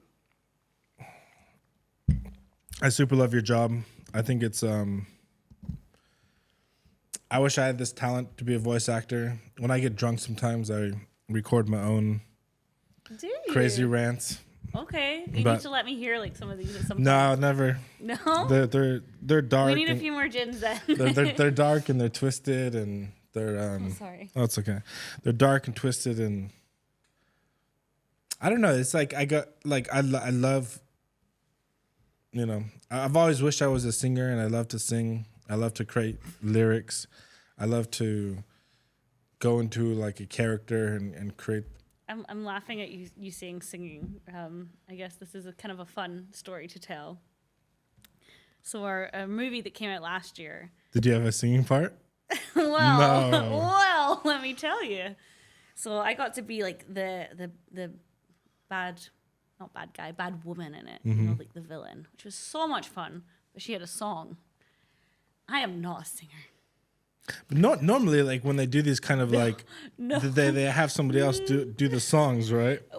It depends on the song. Like if it's like an actual song, like yes. We'll have a professional come and. But like there's some times where it's quite clearly the character is just like singing this little ditty in the middle right. of. So I had to be very honest. I was like to my boss, I was like, I'm really not a singer, and he's like, that's okay. Like you can work in it. Like we'll go line by line. Like don't worry. And I was like, okay. sure. I was like, you know, like I'll probably like take like an afternoon to like practice like away from everyone. And he's like, yeah, that's fine. Practice all you need to practice. Like 2 days. Like I don't need the studio. Like you can go down and spend as long as you need, as little time as you need. Just like, you know, you're good. I was like, okay, cool. I sat there for like a day and a half. And it's not like a long song. It was like a minute long, which, you know, not that long. Line by line, I was just like, oh, I can't do this. I cannot do this. Then I'd be like, oh, maybe it's not so bad. And I told him, I was like, I don't think I can do this. And he's like, no, I'm sure it's not that bad. I'm sure it's not that bad. And then like he was laughing because like one of the old, or like somebody who still works with us, he was like, yeah, she's also from Scotland. He's like, she's a terrible singer. Like she knows it. And I was like, no, like I think I'm going to be worse.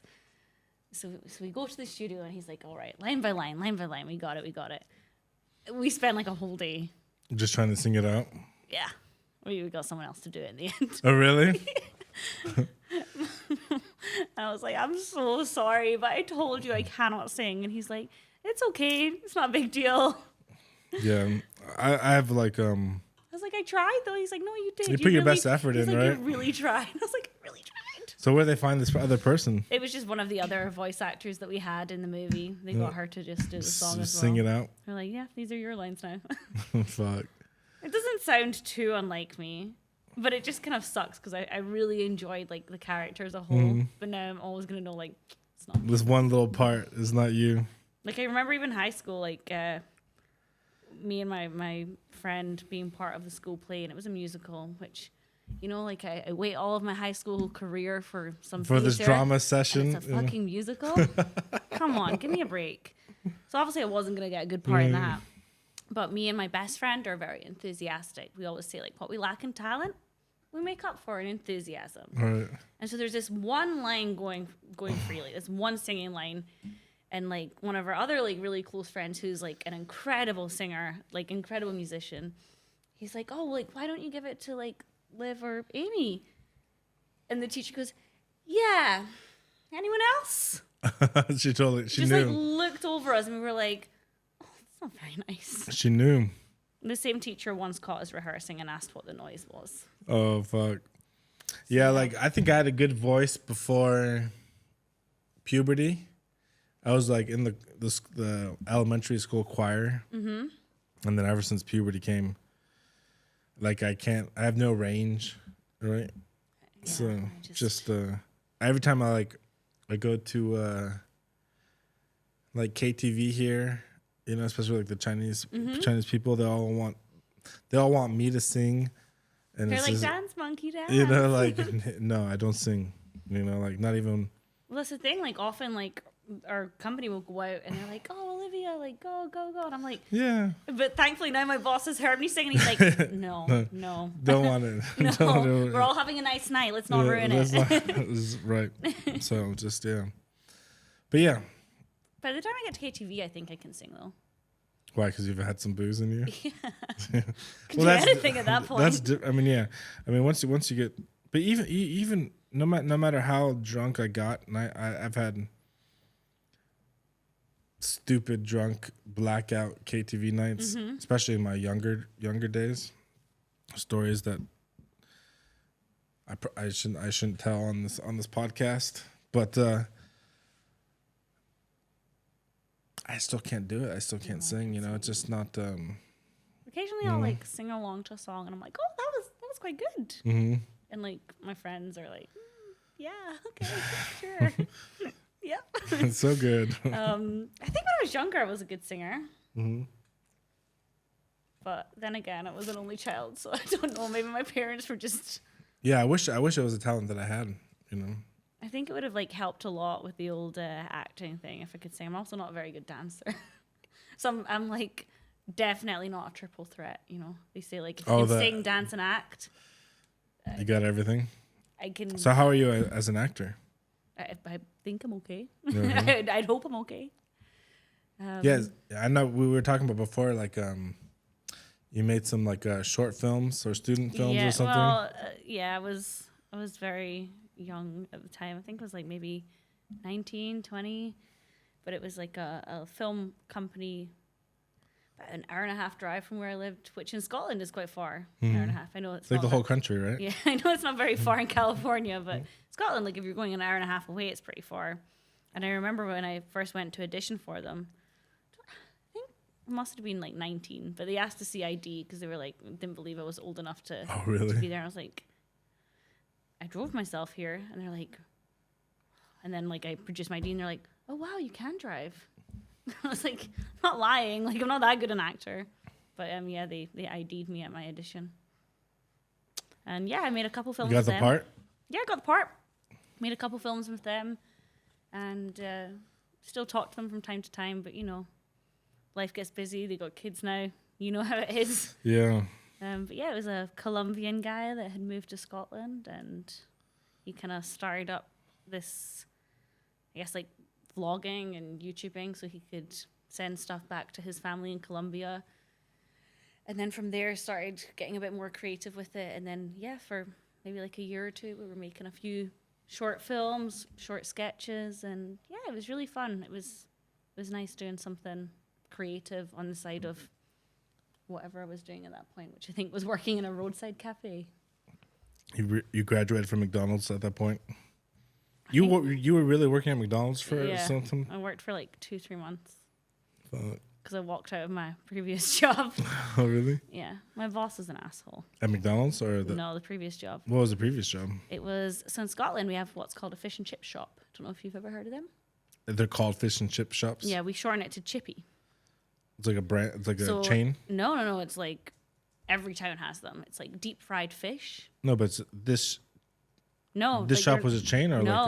It's just like every time we'll have a bunch of different chippies. And everyone thinks like their local chippy is like the best one. Like in California, you got your like local taco shop. Right.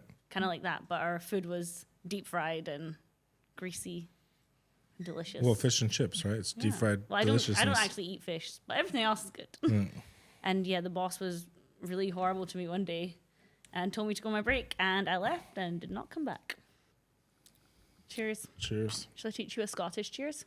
How do you do a Scottish cheers? Do you want the correct way or the fun way, or both? Let's do the correct way and then do the fun way. Okay, so the correct way is slanja. So I say slanja. Slanja or slange maha. Slange maha. Yeah, that's our just like cheers. Yeah. Slange maha. Slange maha. Take a sip.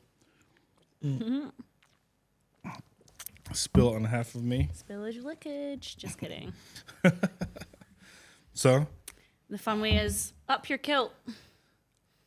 You say that in English?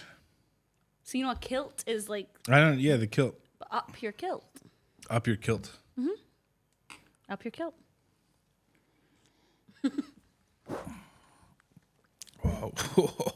Oh, that's a strong one. That's the ender. Woo. That's the ender right there. So, that's up your kilt, right? I don't even know if I actually mentioned at any point, but I am from Scotland. We talked about it in the beginning, yeah. Cool. But Scottish has like a... So Irish has Gaelic. Scottish has Gaelic. Gaelic. And we also have Scots. And that's two totally different languages. So Scots is often viewed as more of a dialect than a language. Dialect of Gaelic? Of English. So what's Scots? I believe, I could be wrong, I believe it's now a recognised language in Scotland. It's not one of our official languages, but it's a recognised language. Do you speak it? For me, it's kind of like the slang that I was never allowed to use growing up. So I could understand it quite easily. What about Gaelic? Gaelic I do not speak. There's still some like communities and areas of Scotland that speak it? I believe so. I don't think it would be like their first language. So I think English would be their first language. But we had like a Gaelic class in my high school. There was only 2 kids in the whole class for like the whole school. That could speak it? Yeah. So they grew up, I think, speaking this language in their household? No, like they studied it and were interested in learning it. Like Gaelic is a dying language for all intents and purposes. How close is it to the Irish Gaelic? I'm honestly not too sure. I don't know enough about either language. I would imagine they maybe have some similarities because they're both Celtic languages. So they probably kind of came from the same place and then branched out into different areas, I would assume.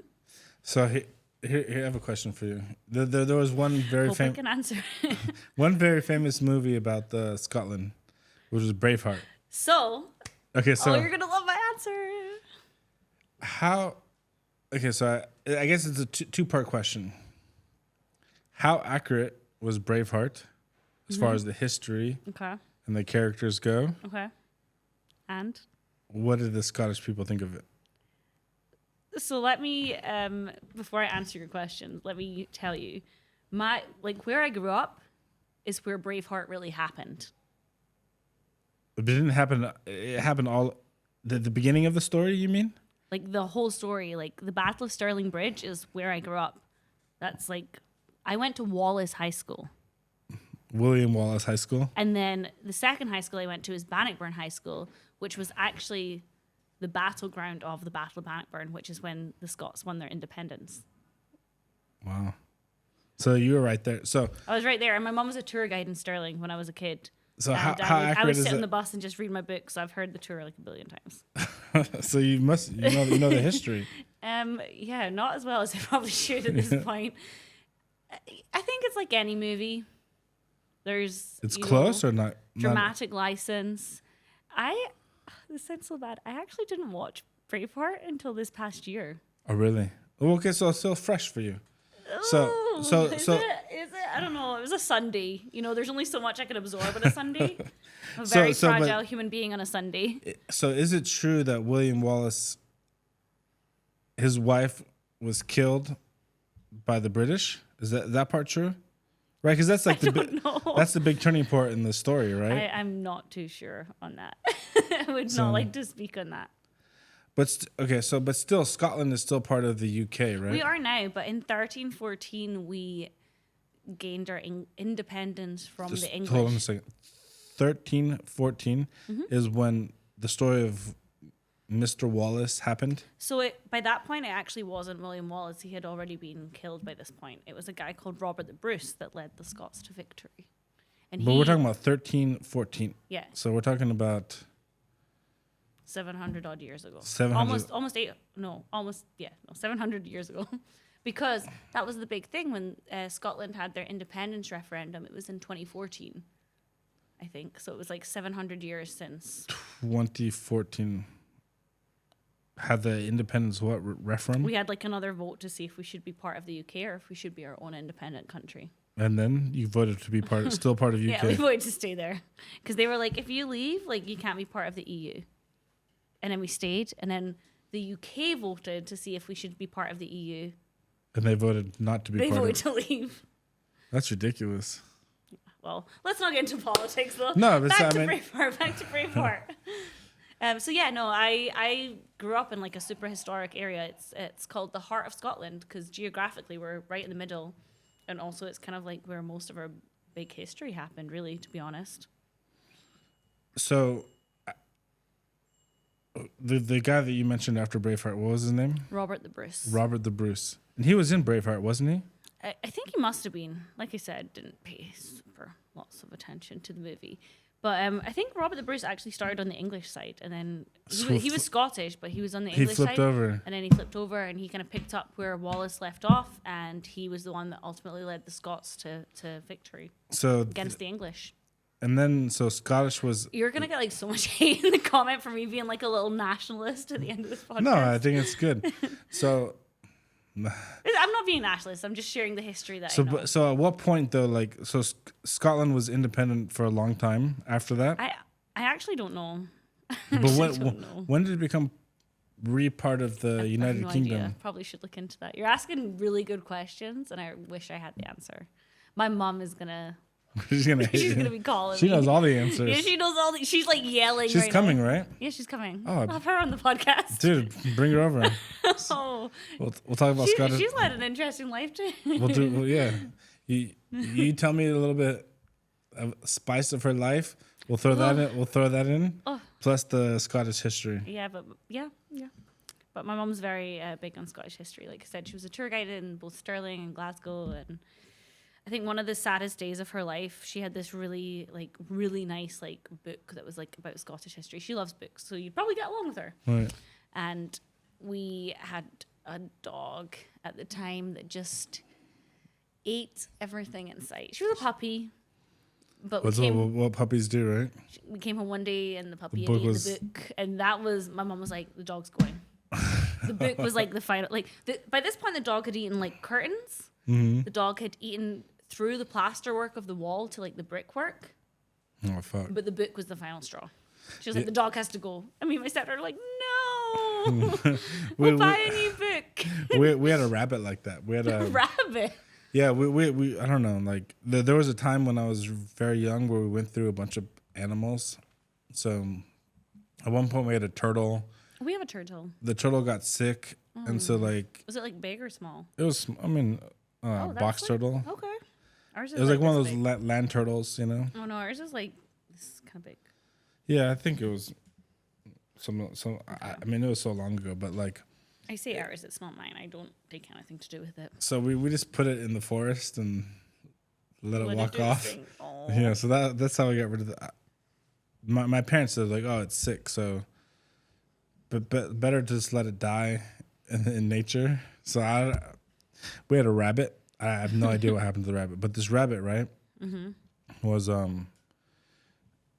we let it roam free, and he used to chew everything. But one day, he chewed like the wires of like my dad's electronics. Why did I know it was coming to that? No, it didn't die from okay, not from that. No, just chewed it. Okay. You know, like what was the? It was like what wires to like the stereo system or the VCR or something or the TV, right? Yeah. So my dad was like, "Fuck it," you know. Rabbit's going too. Rabbit's gone. Off to the forest. Rabbit's off. I don't even know what happened to the rabbit. You know, we had a bird.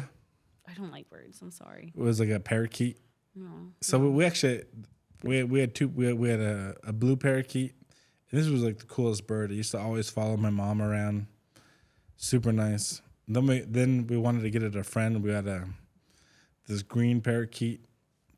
The green parakeet was like not as adventurous as the blue parakeet. Mm-hmm. We didn't clip the wings. We let it just like fly around the house, you know. Did it fly off? So this blue parakeet fucking went through so much trauma.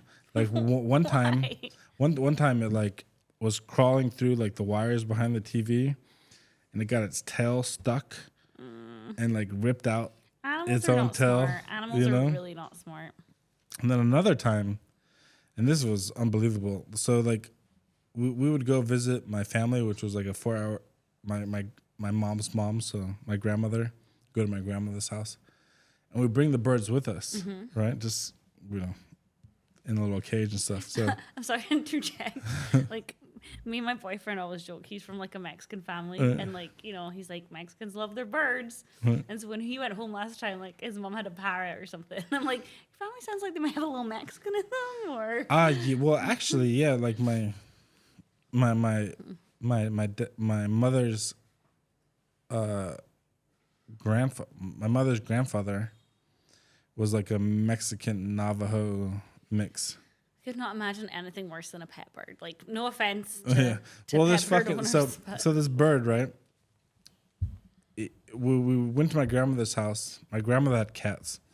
This cat was just like waiting, watching this bird. And my mom went to go clean the cage, and normally like because I think the bird was used to like just being able to fly around at our house. Yeah, and it wasn't allowed to anymore. Right, so but it just went out, and it flew, and the cat grabbed it in its mouth and started running, and we all chased this cat. No, so the thing is,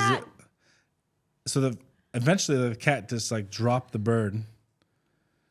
The bird didn't die; it was still alive, Traumatized. Definitely traumatized. It definitely had. Did you send it to like a bird therapist, or what did you do? I don't know. I don't know if they send it to like the vet or probably not. You're good. Move your wing. You're fine. You're fine. Walk off. Probably put it back in the cage and kept it in the cage. And it lived, right? Mm-hmm. So the final straw of this bluebird was. What was his name? Must have had a name. Balaram. Balaram. Wallaram? It was an Indian name. Okay, cool. Sanskrit. So Does it mean I had a anything? friend. What's that? Does it mean anything? It's like the brother of a Hindu god. Okay. You That's know, pretty cool. Do you know Krishna? Mm-hmm. So it was like Krishna's brother. Oh, okay. So and Krishna's brother is blue. I see. This is a blue bird. Oh, okay. That makes sense. That's fun. So I had a friend come over one time, and my friend opened the door. The bird was flying around, and the bird just flew out the door and went off into the world. So we were stuck with this boring green bird. What was the green bird called? I don't remember. He was so That's how boring he was. so Oh my insignificant, god. You know? As if. Poor little bird. I gotta ask my mom. What was the green bird's name? I bet you she would know. But yeah. The only pet like I remember like losing, or not even losing. Like I remember we moved when I was like super young. We had this cat called Tilly, and I got told she went off to live on a farm when we moved, which did make sense because the dog we had like went to live with my gran. Obviously. Oh, so the dog that ate the book went to your grandma's house? No, this was not the same dog. This is a different dog. Okay. But the dog went to live with my gran, so obviously like we could see the So dog. it's still all the time. part of the But family. my gran hated cats, so like the cat wasn't going there. But it wasn't until I was like a bit older I was like, wait a minute. Gone to live on a farm is what parents tell their kids when the pet dies. Right. And I like brought it up with my mom, and I was like, did the cat die? And she's like, no, the cat went to live on a farm. And I'm like, the cat died. And she's like, no, the cat went to live. And I was like, it's okay, I'm an adult now. You can tell me, like the cat. And she was like, fucking cat went to live on a fucking farm. So I don't know what I believe. I think the cat did go to live on a farm. Because she wasn't sick. She was quite young. We just were like not having pets at that point. It was enough. No, we were like moving and stuff, and it just Didn't fit into the agenda. So anyway. yeah, pets are. We did also have two cats that we got as kittens, and we called them Ruby and Millie. And then Millie like disappeared one day, just never came back. And when we eventually, It was like a outdoor indoor cat. yeah, we growing up, we always had outdoor cats, but like obviously here in China, that's not something we can do. So like having indoor cats, which I now have, is no, I'd rather have outdoor, but whatever. But yeah, so Millie, our cat, disappeared, and when we eventually adopted a new rescue, her name was Millie.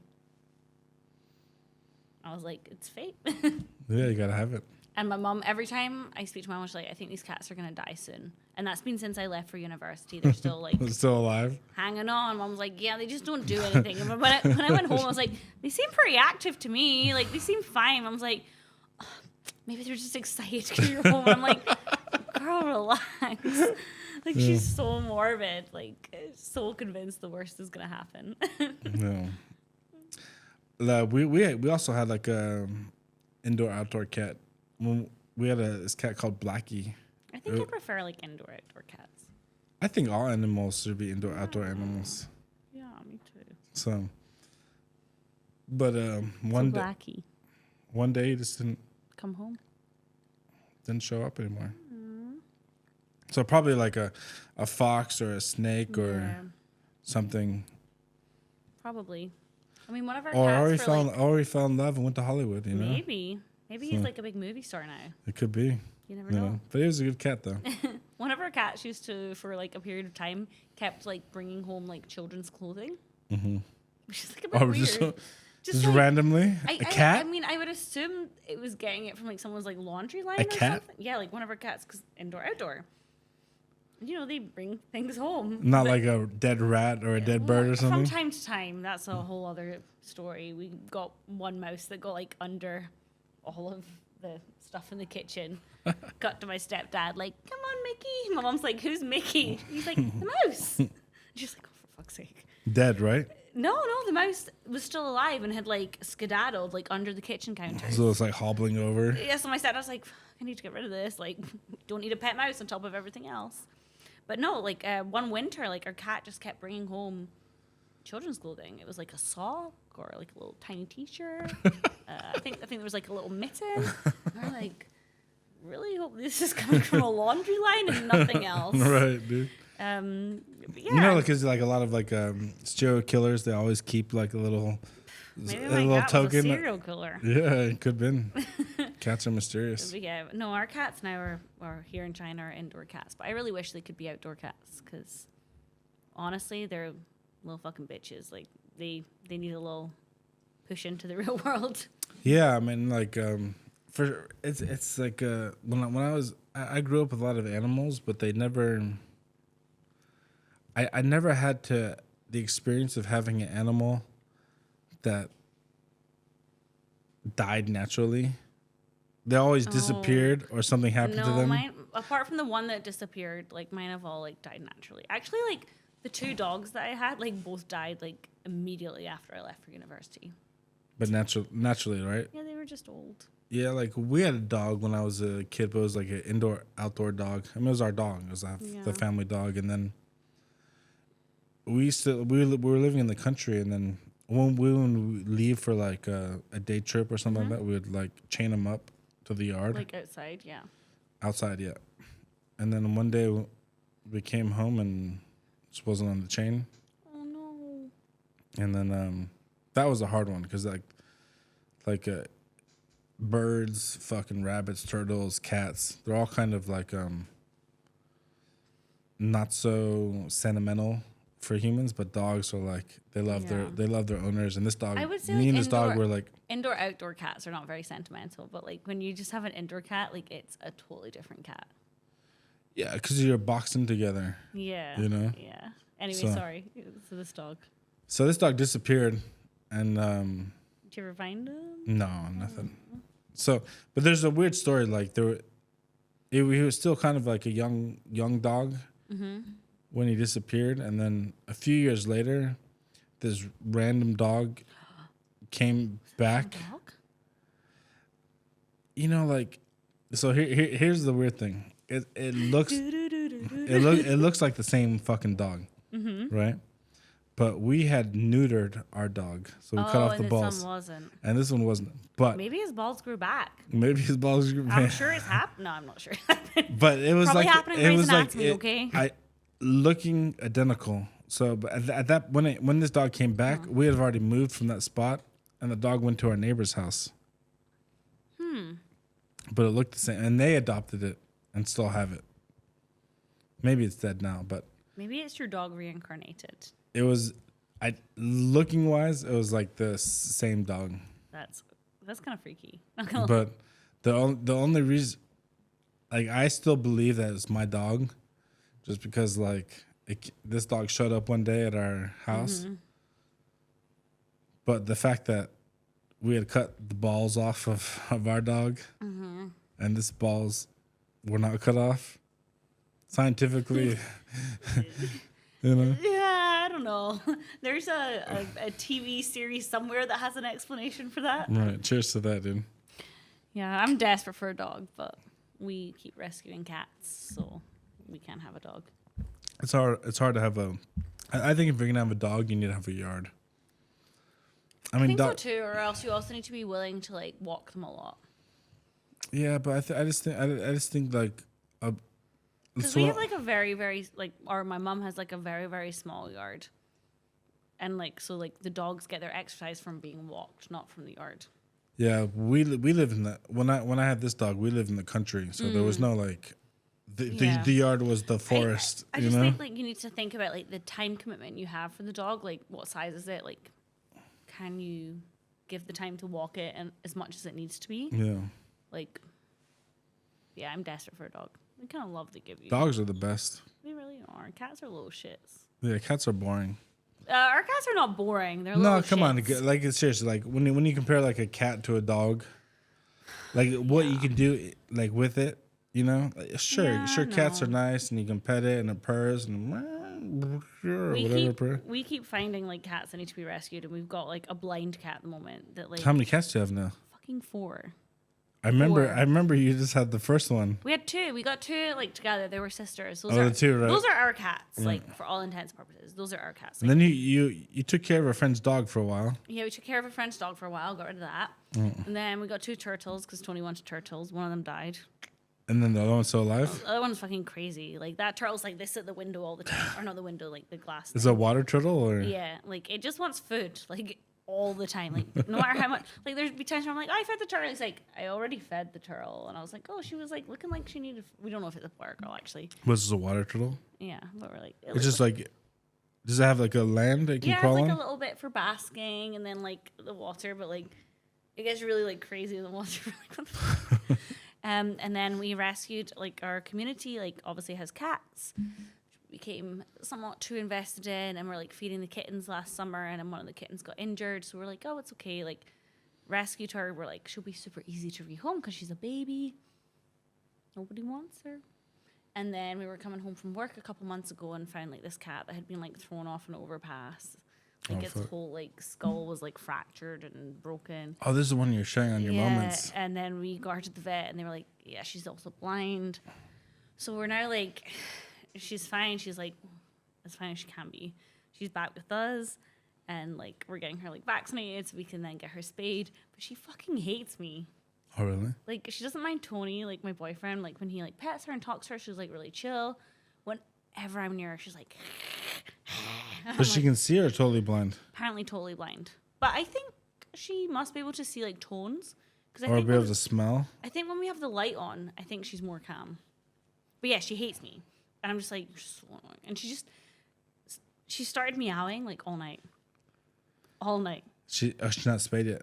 So usually when they meow all night, it means we thought she was in heat, but it's been like 3 weeks now. So it's not heat because that's like 10 days max. Right. Because we've been through it with like our cats and like the other rescue cat. They were like, oh, she's just in heat. It's fine. It'll stop. It's 4:30 every morning with her, Phil. Like, She just goes, meow, meow, meow. And we go, April, stop. I wish she want food. Nothing. She has food. She has water. She has a fresh litter tray. She doesn't want us to touch us because every time I get close to her, she hisses to me. But Tony can pet her, but you can't. She hisses a bit, but like he perseveres and she lets him. I tried to persevere and she's like. So I'm like, damn, girl, okay, fine. Be salty. I don't care. But Tony's like, I think we should just take her back to a vet's and leave her outside the door. I'm like, Tony, you cannot do that to a cat. Like, no, we've done Especially this like a blind cat that can't see shit. right? Like, I was like, I mean, in his defense, this is like 2 a.m. when she starts meowing, and I'm like, I know you don't really mean that because like. The moment you have to decide that is before you pick it up when you first meet it. You know what? God bless our vet. Like, he's either a superhero or like a supervillain, because the two cats that we've rescued, both of them, he's been like, yeah, I really don't have much hope for them. And they both survived. Fucking fine. And I'm like, well, you have a good heart. yeah, well, we have to. Cheers to that. Cheers to a good heart and sleepless nights.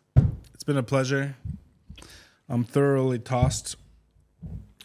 Thanks to Oriental Distilling Company. Thank you. Your gym was lovely. Yeah, it's super nice. And your company was also lovely. I'm glad I finally got to come hang out with you. Chat a lot of shit. Yes, someday I wish I can come to your company. I want to see it. I'm sure we can figure it out at some point. You need to talk to your boss. I want to make a vlog about Yeah, I'll talk to him. I know I can't see the cool showcase room. Maybe he'll make an exception. I feel like there's like so many like friends and family that I want to show. I'm like, can I have my own personal tour, please? I gotta go. Yeah. But I don't know. It's just I do. One of the big things I've always wanted to do is make a vlog about you and the company, and come film you doing some voice acting and shit like that. No, definitely. I'll try and make it happen. Just bullshit him. Say, hey, these guys are big influencers. Be good for our brand. Yeah, I will. Let's see if we can make it happen. We can make anything happen if we want to make it happen. I'm definitely tossed after the last two heavy pours. What's tossed? Is this your... Isn't tossed like an English word? I'm trying to speak your lingo. No? Tossed means like... I never heard that. Like tossed, like I'm tossed. Do you mean sauced? You mean sauced? No, tossed. Sauced means you're drunk. Tossed means you're jerking off? I think so. I'm going to toss one off. No. I don't know. I should stop doing the action. No, Americans like jerk one off. Not I think it's toss one off in English. I'm Scottish. I wouldn't know. I'm just kidding. I don't know, dude. I think you mean sauced. You're sauced. I'm sauced. Whatever, dude. We're out. Cheers. Cheers to that. To the Shady Monkey Show.